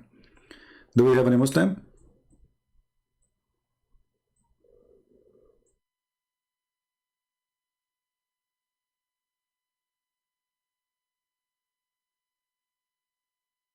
Zahra is saying, stop lying. Zahra, do you know that your prophet, he says, women, they will go to hell, and you have half a brain, and because you have menstruation, you will go to hell? This is how your God, Muhammad, he look at you. He call you naqisat wa aqlin wa deen. They ask him why we are half a brain and half religion. He said, don't you have no equal right to be a witness, as the Quran said? He said yes. He said, don't fast the month of Ramadan, pray as other Muslims because of your menstruation? They said yes. He said, this is your deficiency. And this is the hadith in front of you. Muhammad, he claimed that Zahra, who is in the chat there, she have deficiency. So, Zahra, I'm talking to you because I don't believe that you have deficiency, but I think Islam is deficiency itself, and that is affecting your brain. Muhammad, he claimed that the majority of women, they will go to hell. What is the solution? Give him money, give donation. Clear evidence that Muhammad is a fraud. Hey, women, give it charity. And then Bilal, he opened his dress, and women, they start throwing their rings, their earrings. Now they will go to heaven because they give you their earring?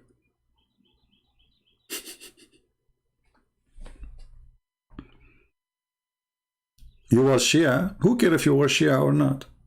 Quran says that you are half a brain.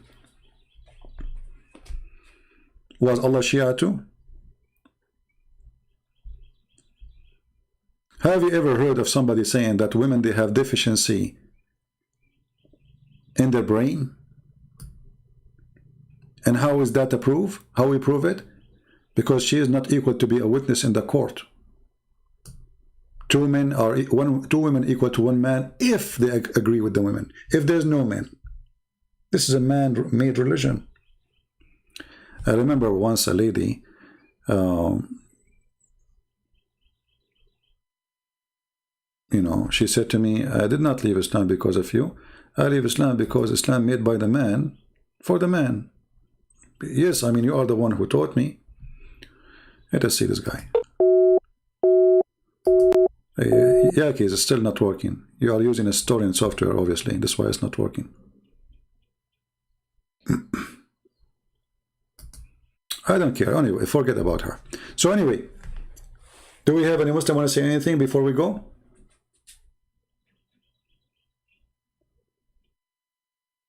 She is trolling? Okay, she is trolling. What we can do? They like to be trolling. Do we have any Muslim would like to say anything to us? So look at this today. I mean, we made a challenge for the Muslims and the challenge is still open. Who is a Muslim can tell us what the word Allah means? They don't know. They have tons of articles. Everyone is guessing. Allah is diverted from the word ilah. So how you make it a name then? Who told you to make it a name? How it become a name?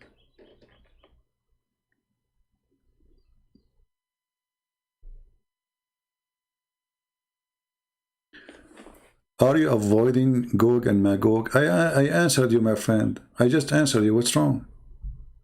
You forgot, and even I showed you the hate in the screen.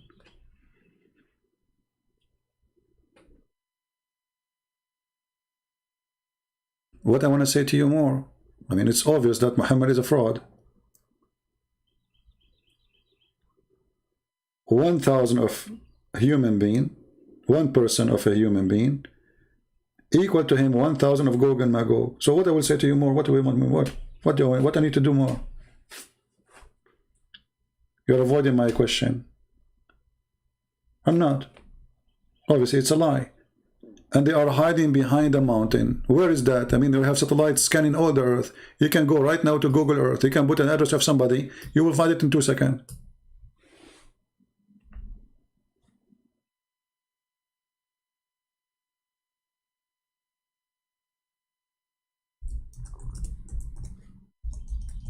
This story is a fiction story.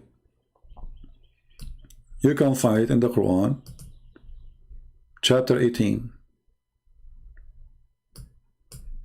When they say to him, put for us, make a dam between us and those creatures. Stupid story. And the dam is made from what? From iron and copper. By time it should be demolished anyway.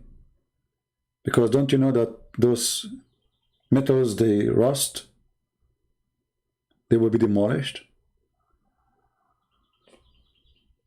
And between two mountains, can they climb the mountains? What about airplanes? Can they go around the mountain? And you will say to me, now you did not answer me. So all the talk I did, still I did not answer you? It's a joke. Chapter 18 is one of the clear evidence that Muhammad is nothing but a fairy tale collector story for stories. He's an idiot. Right? I cannot call you for a very simple reason. If you go to Paltalk Help, it says mostly you are using a storing software, not validated.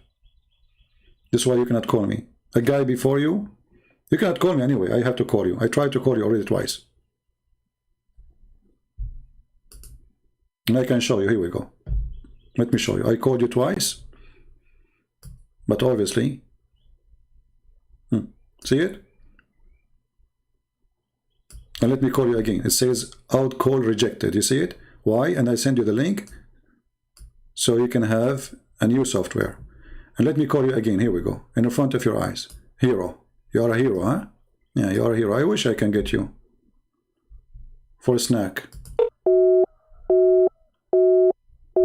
It says now you are not online.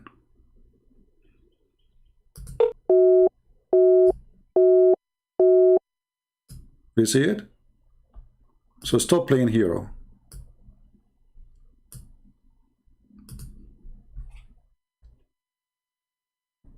All of you are heroes. Trust me, I will not waste a chance to get a Muslim to call me, because we need a good laugh. Whatever you say is going to be hilarious. We know what you will say. Okay, we have a Muslim.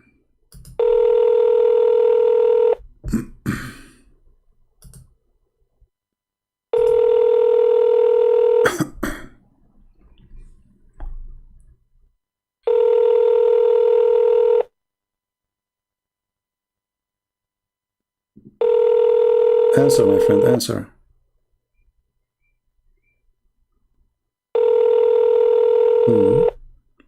Call me and you will not answer. Hello?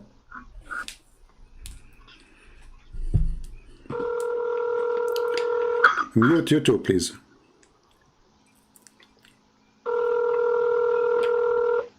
Mute YouTube. Answer, my friend, answer. Can you mute YouTube? And you will not answer. answer. You have a delay, you know. Hello? Mute YouTube. Mute YouTube, please.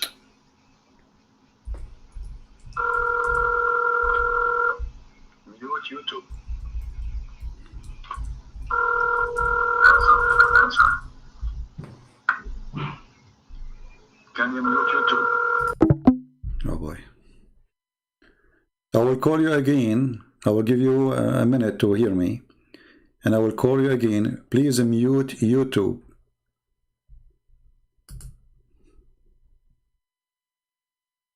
All right? I will call you after a minute.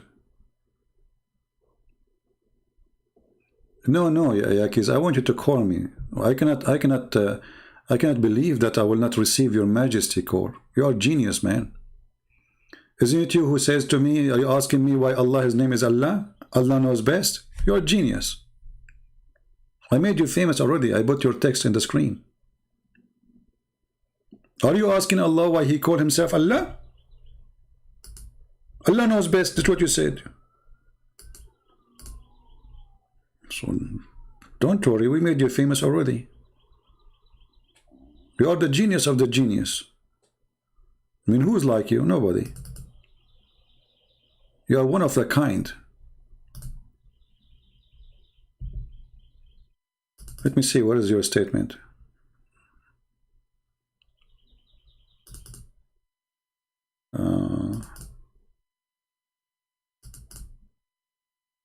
Here we go. This is Yaki. Just to show you what we are missing.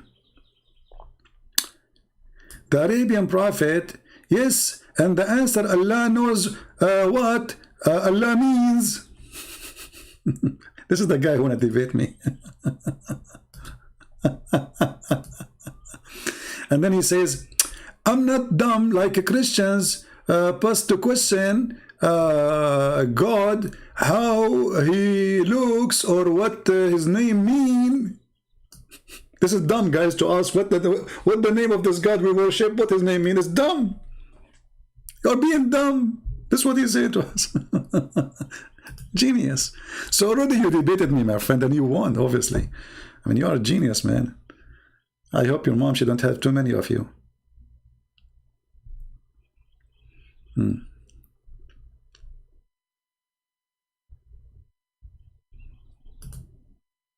look what he said here.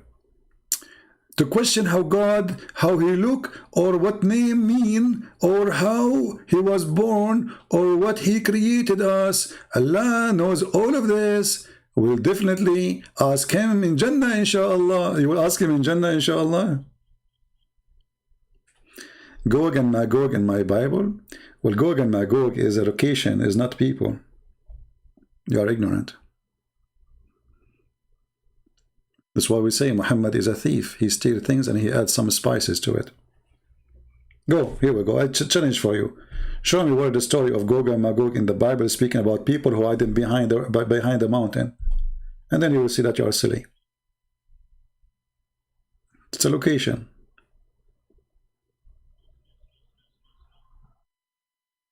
Idiots. Any Muhammadan? Let us call this guy, see if it's going to work.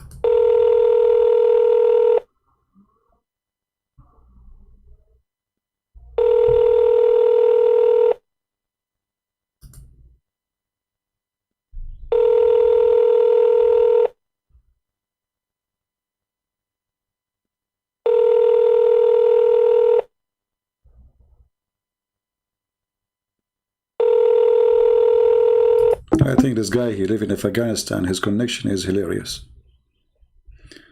Do we have any Muslim would like to take the opportunity to get me busted? We have 1,400 people watching. Who want to do it?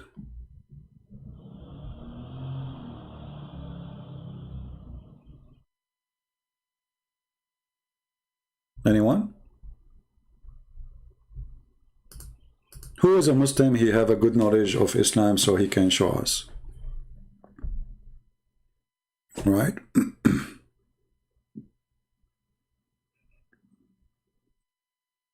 Yeah, we know what John's saying, Zara. You are silly.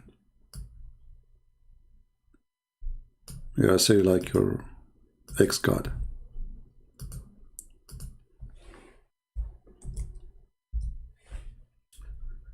Anyone?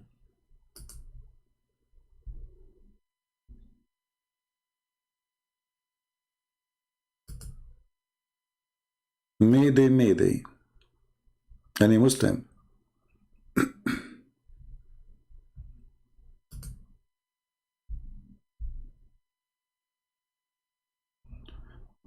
Muhammad, he lived as a thief and he died as a thief.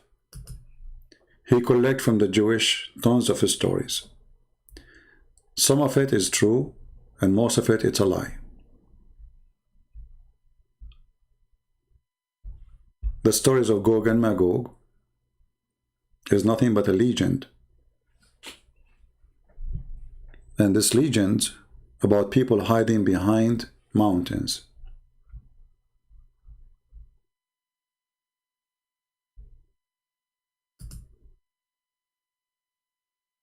And there's Alexander the Great is the one who they ask him to hide them or to keep them behind the mountains.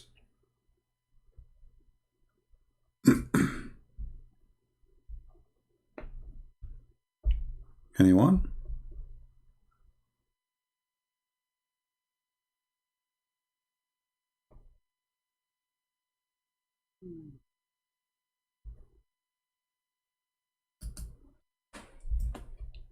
Zero? We have zero?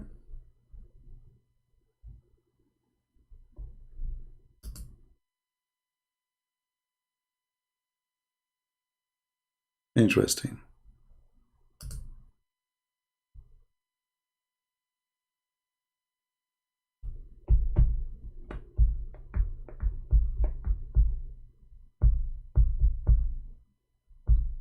And you know, I find it very funny when an idiot, he go to website and they copy paste. They don't even know what they are copying. They don't even open the verses they are talking about. Like this girl. Did you even read those verses you are quoting for me? You are saying to me it's speaking about Gog and Magog? I'm sure you did not. You know what are you talking about. Kids. Silly. Do we have anyone who have the courage and the knowledge to call us?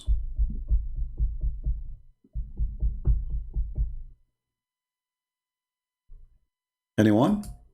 Open challenge for the Abdul.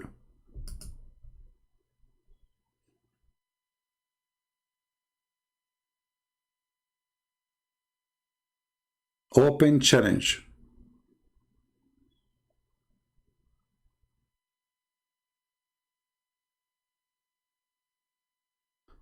Why you don't bust some prophecies? What do you mean some prophecies? We bust the prophet, and then by busting the prophet Muhammad, we are busting all his prophecy. Correct?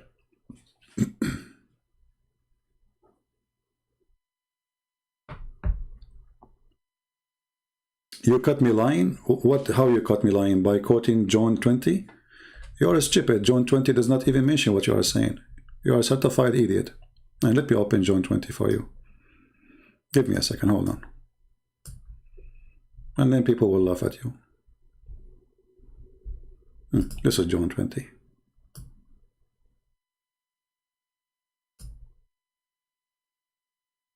You said from 7 to 10, right? Here we go. This is from 7 to 10.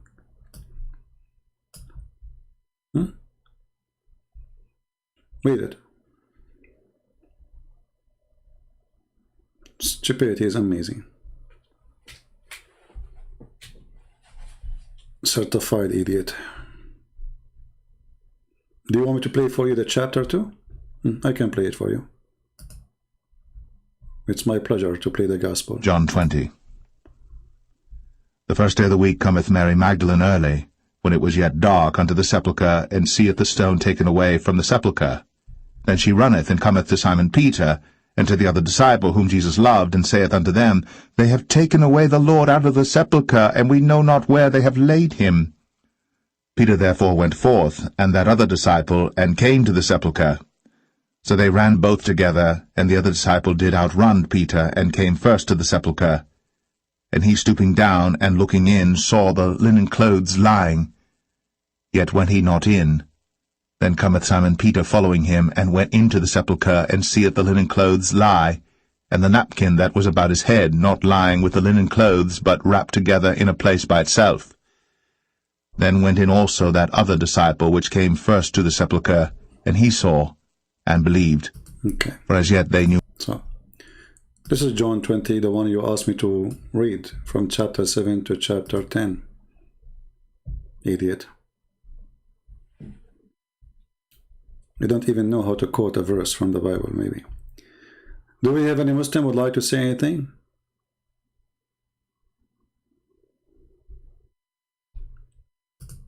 Any beautiful, brave thoughts about Islam? Anyone?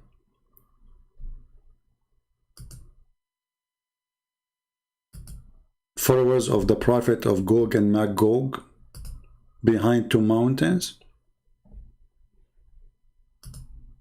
A guy whose name is Zulqarnain, the guy with the two horns. Even the name is weird. All of us, we know that the Roman, they used to wear a hat, have two horns. And there's a Syrian, he's a Syrian, not a Syrian writer. He wrote a book, a fiction book, about a man with the two horns, which is Alexander the Great. The stupid Muhammad, he made Alexander the Great a prophet of Allah, a messenger of Allah, and he found where the sun set and where the sun rise. The story in front of you. And the Muslim, they try to deny that this is Alexander the Great. Even in their interpretation, it says he is the one who built Alexandria.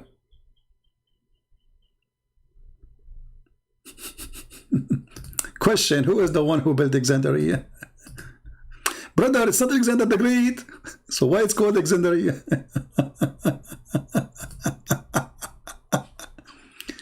And in case you do not know, yeah, I wanted to make a short video. In case you do not know, Alexander the Great, he was a homosexual, a bisexual, which means he sleep with boys, he sleep with women. And then suddenly he became a messenger of Allah. The story in front of you.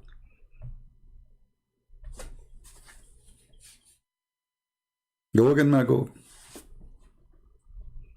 He found where the sun set. And when the Muslim, they say, no, brother, this is how he thought, brother. He thought, like when you go to the ocean, brother, it says that, like, you know, don't you see the sun go in the water, brother? The one who's talking is Allah. And he did not say he thought. He says, wajadaha, he found it. He found it. Allah is talking, not him. Allah reporting what he found.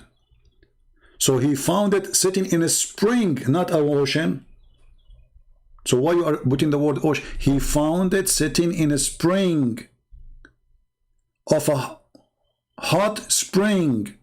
This is again coming from the legends, that the sun take its heat, because a human being, he saw like there's some places whereas there is volcano water, boiling water, where the sun disappear and come second day, like at night, go cold. And then in the morning, come back with the heat. It must be she is taking a shower. Just to show you something before we finish for today. Man, yeah, supposedly. My back hurt from sitting. Okay, let me show you something here.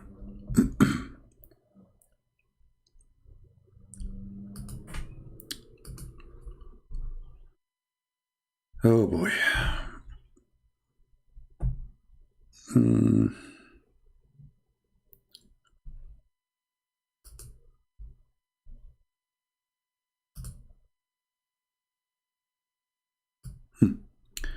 This is the chapter of Al-Qalam. The chapter of what? Of Al-Qalam, mean the pen. All right. Let us read together the Islamic Religion Discovery Channel. And from his narration and the authority of Ibn Abbas that he said regarding interpretation of Allah saying Noon. Noon, he says, Allah swear by Noon, which is the whale that carried the earth in its back, while in water, and beneath which is a bowl, and under the bowl is the rock, and under the rock is a dust, and none knows what is under the dust save Allah. Look here, the mystery, like here is a mystery. Sorry, we cannot tell you more. So now we discover that the earth is carried by a whale. His name is Noon. Noon in the top of the bowl, bowl in the top of a rock, rock in the top of a spring of water. The name of the whale is Luwish, not Luwish Farrakhan. This is different Luwish. And it said his name is Lotaya. The name of the bowl is Bahamut. And some they say Tahad al-Ahud or Liwana. And the whale is in the sea called Adwad. And it's like a small bowl in a huge sea. The sea is in Hollywood water or rock, whereby there's 4,000 cracks. I believe strongly the one who come with this is the one who have 4,000 cracks in his head.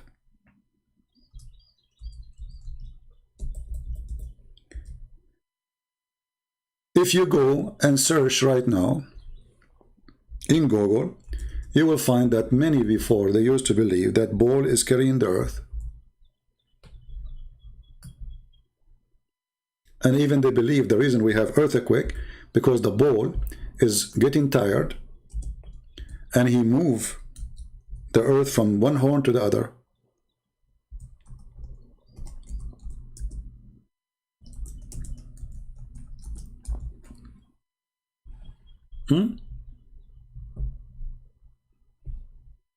This is very ancient stories, you know.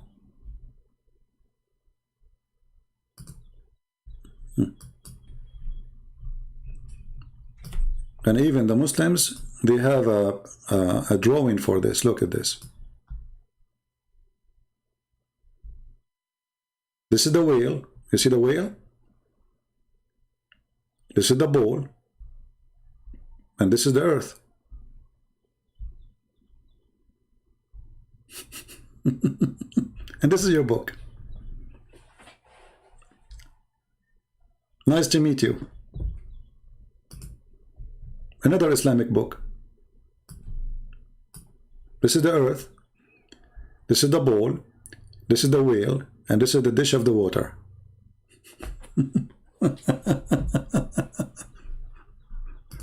What we can say more? Do you want more? Huh? Okay. Yeah. And then they make 1,000 videos, million videos about scientific miracles of the Quran, brother. Yeah, the Quran is full of scientific. Come on. I know. Christine, you cannot call me, sorry. I take calls only from Muslims, not from Christians. Only Muslims. Alright? So I'm truly convinced now that the Quran is a book of science and Muslims, they knew what they are talking about. And I invite you all to believe, otherwise Bahamut. Even Allah have a dog, Muhammad, he said.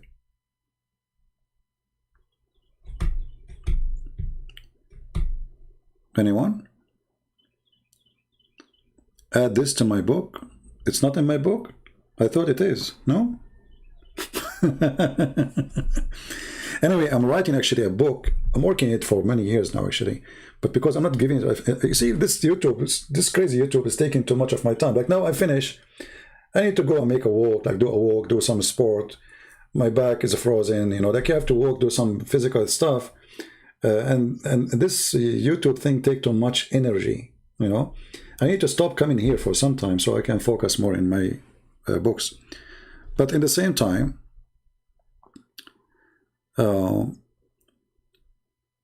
I know that people, they need me here. And I feel guilty if I don't come. Otherwise, I just told you I'm not going to make a long video. I just said yesterday, today I said I will not make it long. When I started, right? I will not make it long. And here we go. But because I have too much passionate to serve and to help, you know, I find myself drowned into staying longer. More questions come, more questions come.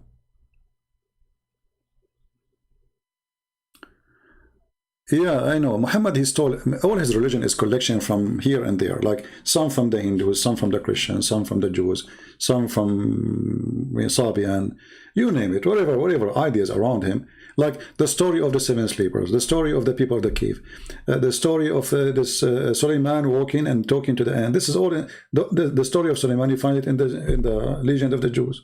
Go download the book. It's called Legend of the Jews. Solomon, he died standing. Okay, Solomon died standing how? Why Solomon he died standing? Because Allah, he don't want the genie to notice that he is dead, brother. Can't Allah delay his death? And brother, how the genies did not notice that he is dead, brother?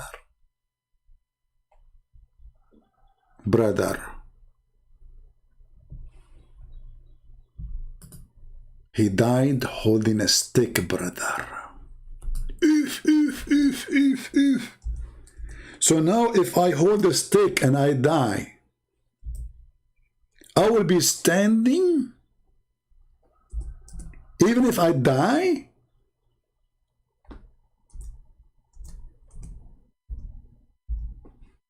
Look at this amazing book, brother.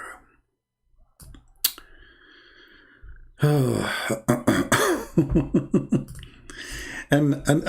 here, by the way, what make it more horrible, this is Quran, this is not tafsir. I mean, it's so clear. So when we decreed death on him, for him, Suleiman, nothing informed them, the genie, of his death except the little worms of the earth who kept chewing slowly his stick. I curse you, worms. You are chewing the stick of Suleiman. I mean, aren't you ashamed of your snack? So the guy now, Suleiman, he died standing. He's dead for a year. If you go and read the interpretation of Ibn Kathir, you will see it says he was dead for a year. A year. And nobody noticed that Solomon is dead. Brother, don't you think this is too big of a lie? Let us go to Ibn Kathir, because they will say to you, he's lying, It doesn't say that, you know. Chapter 34, verse 14. Let us go to Ibn Kathir. Read carefully and love.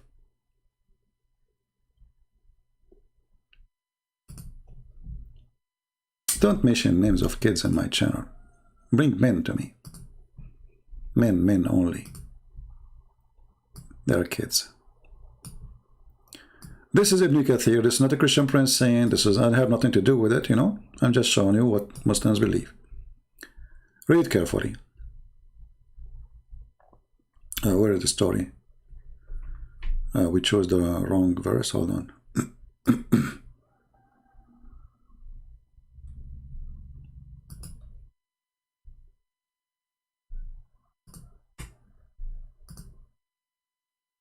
Too many pages open in my let me close some. Okay, so chapter 34, verse number 14.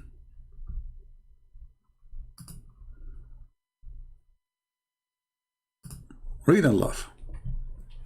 Again, this is not Christian Prince, this is Ibn Kathir. They're big potato, big fat liar.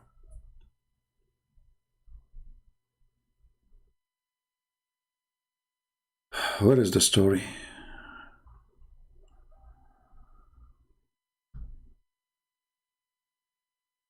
Like what? Hold on. I don't want to hurt your eyes.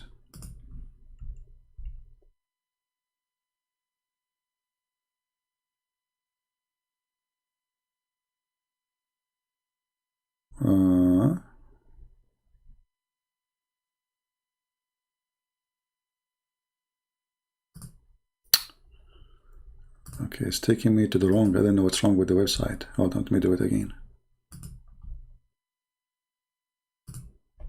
Okay, let us see now. All right, finally, now we got it correctly. Okay, read carefully, guys.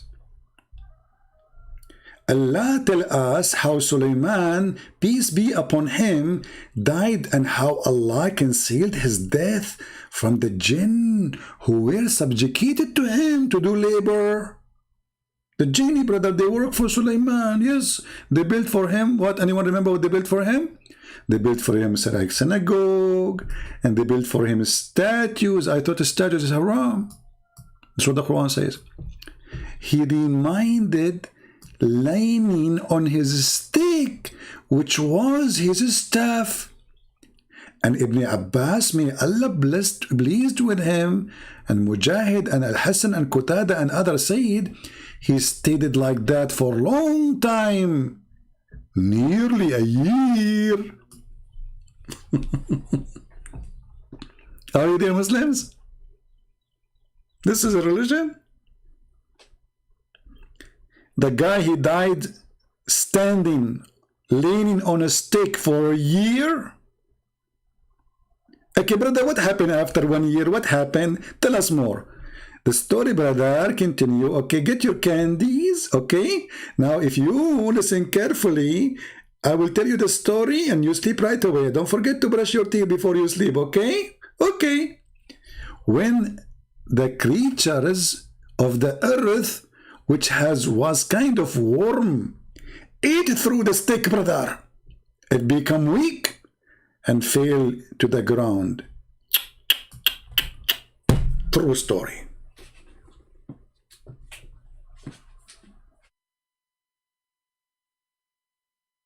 I know many people, they die holding a stick. I'm going to open my chat and I will die right now holding a stick, and you people, you think I am here for the community. I will open your camera too, and nobody will notice I'm dead. Nobody. I mean, the guy is dead for a year, standing on a stick. Like what?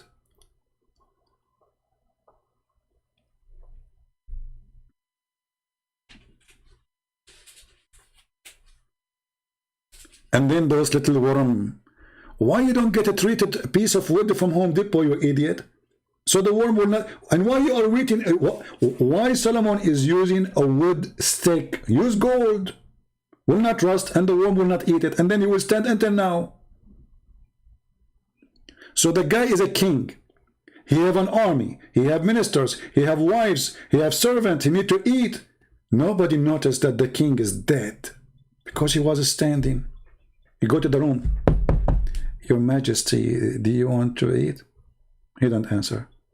He's doing yoga. His wife, honey, look at this new clothes I dressed for you. Honey. Oh, he's doing yoga. Okay. She comes second day. Honey, look, I got a bikini for you. He's not answering. Okay. A week after. He's not answering. Honey, are you striking or something? You don't want to eat? Honey, don't you feel like you want to go to the bathroom? You are standing there forever. 10 days pass and you are not moving. Nobody. The minister, the prime minister coming to talk to you. Your Majesty, we have an enemy in the borders. What we shall do? Are you there, Your Majesty? Oh, His Majesty is meditating. He's reading the book of Zakir Naik. A year, you liars. I mean, come on, like make it 2 days. I mean, come on, let make it like something we can swallow. And what is the purpose of this? So the genie will not notice that he is dead until they finish the work. Why Allah don't make him stay until he, okay, why Allah don't make him stay alive until they finish the work?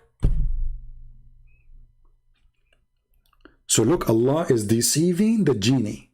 He wants them to believe that Solomon is still alive. And now Allah is in trouble. Okay, Sulaiman, he died. What I will do now? He put his hand between his back. He bent over Allah. And then he go backward, forward, backward, forward, backward. What I will do? I got it. I will make him stay like this on the stick.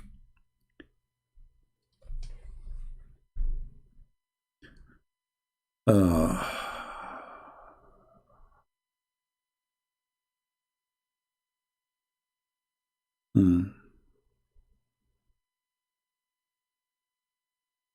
Any Muslim?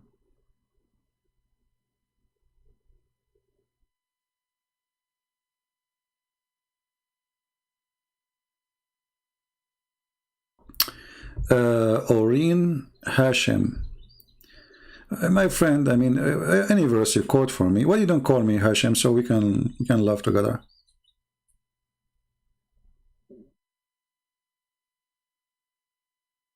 Right? Why you don't call me so we can laugh?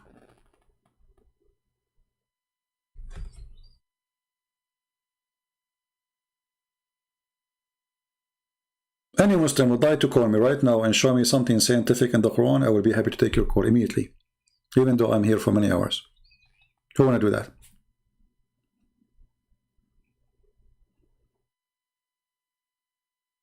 Any Muslim?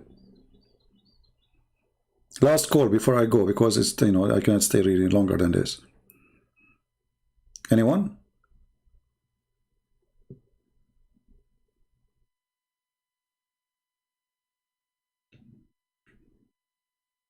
Somebody said that he tried to find me in Patreon and there's many Christian prince. That's not true, my friend. There's only one Christian prince in Patreon. And anyway, the link is there, even in the first message you see when you join.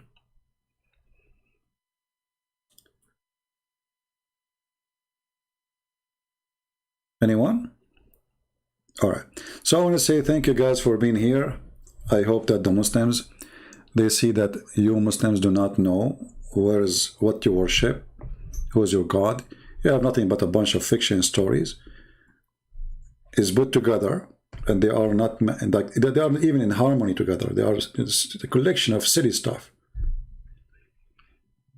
If you read any chapter in the Quran, you will find that there is no connection between those stories. I mean, what this is about? Genie in the bottle. The Ring of Solomon. Do you know the story of the Ring of Solomon? I don't want to, if I start talking about it, I will stay until tomorrow. But just to make it simple, according to Muslims, when Sulaiman, he went to the bathroom, he gave his wife Jarada, which means lactose, he gave her his ring because it's haram to take the ring of Allah to the bathroom. Well, come on, you cannot take the ring of Allah to the bathroom, poo-poo, no way. So he gave her he gave the ring to Jarada. Then Shaitan, brother, he came and he made himself look like Solomon. Jarada, she said, what? I thought you were in the bathroom. You're done. He said, give me my ring. She gave him the ring, the foolish woman.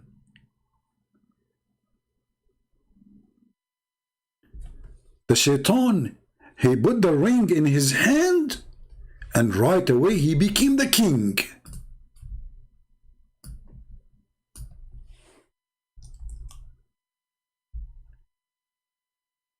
And the poor Suleiman, nobody believed that he is the king because you don't have the ring. And the one who have the ring is the Lord of the Ring. And now we knew where the movie The Lord of the Ring is coming from. The Lord of the Ring.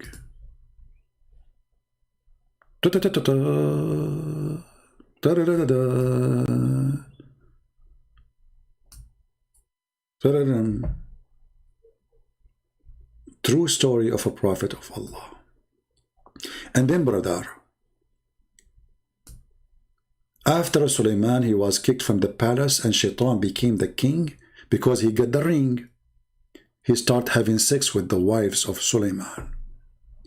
And brother, Shaitan is so good in boom boom. The women, they noticed that their husband is not like before. He never had enough of boom boom. So they went to the elders and they told them, the King Solomon is act weird. He's so good in bed. And this is how they decide that this is cannot be the true Solomon from his penis, brother. See, this is what happens if you have an extra powerful penis. I mean, this guy, he looked like Solomon. He had the ring of Solomon, but his penis, brother, doesn't act like Solomon. So they get him busted. They call the soldiers. The penis of Solomon is not the same as the penis of Solomon. We got him busted. It's so powerful. There's no way that this is the Prophet Solomon. Solomon, he heard, sorry, the fake Solomon Shaitan, he heard that they got him busted. So he decided to run away. And he threw the ring in the ocean. And then, brother, look Allah how he function. Allah, alhamdulillah. Solomon, he was working as a putter next to the sea. He saw a guy who bought some fish. He told him, let me carry it for you, because now Solomon, the real Solomon, became homeless. So, you know, the king came from the king. He's not a king no more. Poor guy. The guy, he said to him, what I will pay you for carrying my fish? He said, give me one fish. I will carry the fish for you to the house. The guy, he agreed. They went all the way there. And then, brother, when Solomon, he opened the fish, he found his ring. And he became again the king. Hey, Muslims, who is the one when I say to me I'm lying? I can show you the whole story with pages and reference. Islam is absolutely true religion. Otherwise, how come the one who made the Lord of the Ring movie is copying Prophet Muhammad? Can you explain that to me? For sure, we cannot.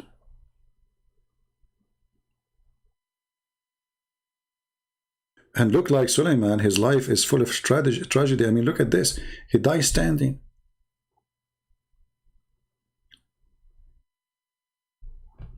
I want to die eating cake. Can I do that, Allah? Or baklava?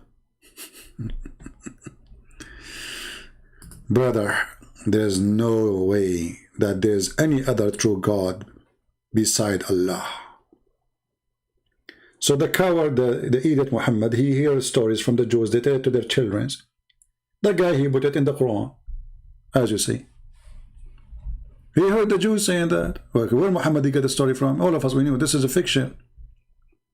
You can find it in the Legend of the Jews. And then he made a Quran. Isn't it obvious?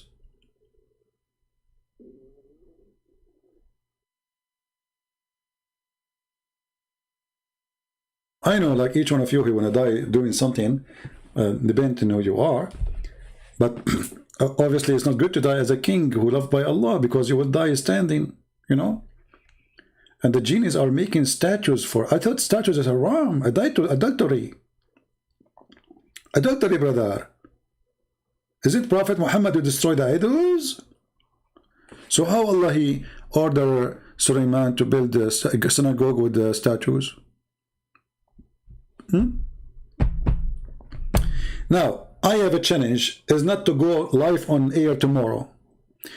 Guys, do you think I can make this challenge to myself to resist the temptation? The problem is the Muslim, they made comments, and those comments, they kill me. Like, I cannot go, like, I want to go talk about it, you know, like, I'm not, maybe I should not, I would try my best not to read those comments. It's hard, really hard. It is really hard. So I'm going to fight it, you know. Everybody get tempted by something. I get tempted by, you know. Oh boy. Anyway, and by the way, I just order, in case you do not know, I order a stick from Amazon.com.Allah, and I order a stick made from aluminium, because I don't want to die, and then those stupid worms eat my steak, and then Muslim, they knew I am dead a year ago, and like they will find out that I am alive, but I'm dead. I'm not going to let that happen to me. I learned the lesson from Solomon. I will go live holding the stick all the time, made from aluminium. I die standing. And I will be standing forever. And nobody will notice. Nobody. You will not smell or decay and your body fall apart and your body start farting after you die. Nobody will notice, brother. Because we are holding a stake, brother.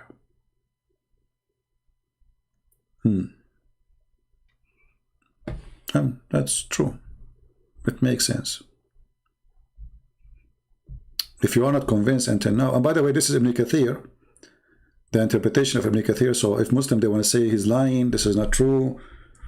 This is the Quran. Even the Quran say that clearly. I mean, we do not need, you know. Read it.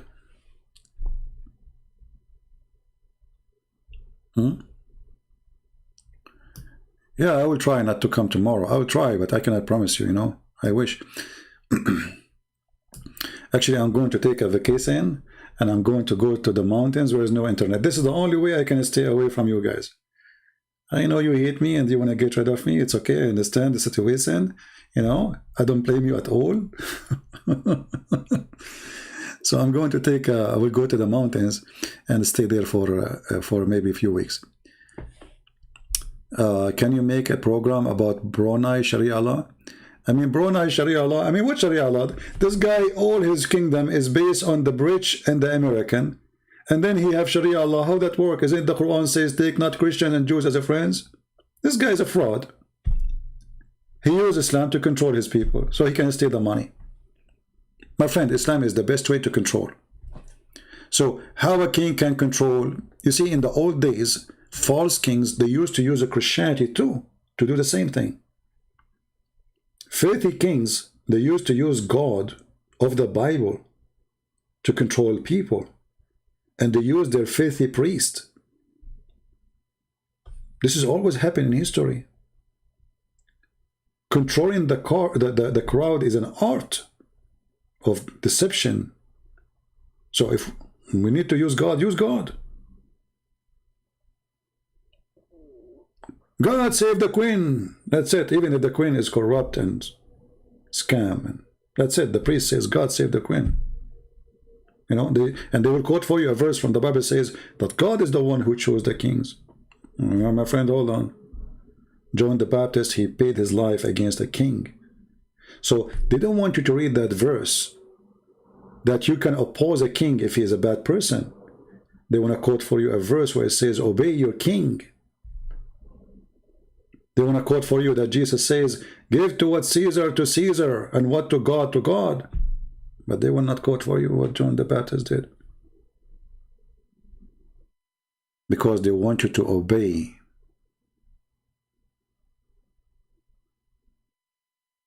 Not to oppose. They use God. Those fraud priests. The same as the fraud Muhammad. The devil, my friend, he changed his uniform. But he never changed inside. This is why the Lord, he warned us, he says, be aware of false teachers and false prophets who come to you in the clothes of a sheep, but they are wolves. They are wolves.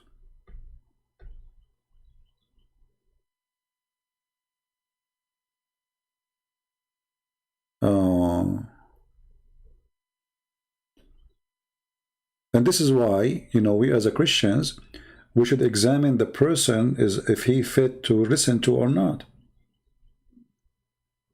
If you go to most, sadly, you know, most of those who teach in churches today, they avoid the most important topics in order to keep their job. They're afraid of government. They're afraid of, you know, afraid of saying the truth, as simple as that. We don't have John the Baptist who said to the king, you are a fraud. You cannot do that. We don't have those people. Maybe they exist here and there, but trust me, those people will not be shiny. They will cover them. They will try to hide them. They will try to bury them alive. If a person try to be decent all the force of evil will be against him.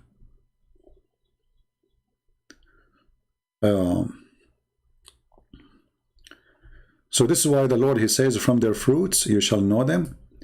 And this is how you know if a priest, he is a priest of the Lord, or he is a priest of the devil. And there's many of them are the priests of the devil, sadly. So I want to say thank you guys for being here. May the Lord bless you. I don't know if I will come tomorrow again or not, but if I come, sorry for you. And what I can do, you know. Love you all, and I'm really grateful for having every and single one of you, and I appreciate those who download my videos. And I heard bad news about people flogging the videos of my video because simply download the video of my video from them. My friend, if you add a subtitle to the video, does not make it yours. And if you are a servant of God, then you should be asking people to download the video from you. If you don't agree to let people download in your video, which you are the one who translate, then I tell you, don't download my videos, otherwise I might flag you myself. The video we make is for everybody. For everybody. If you are here a person who's trying for you, you have your own ego, like, you know, my videos. I don't know you, you don't know me. This is my work, and I am giving it for free. I'm giving my books for free. Who are you to flag people for my video? Who are you?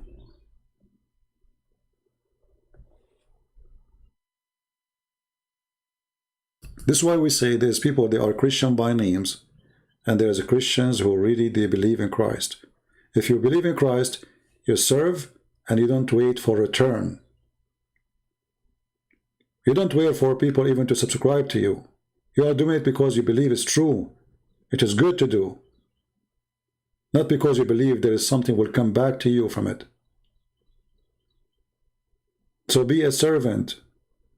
The Lord, he says, you cannot be a master unless you become a servant. Be Christian. Don't worship the word me.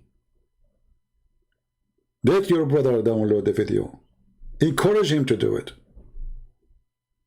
And if you want people to know about your channel, make a logo, put your etc. So whoever copied the video, still he can see it's yours. It's you who add subtitle. Let us be good as our Lord, he asks us to do. Be holy like your Father. Thank you. God bless you, and see you soon again. Christ is Lord. Islam is false, and we prove it every day. Take care.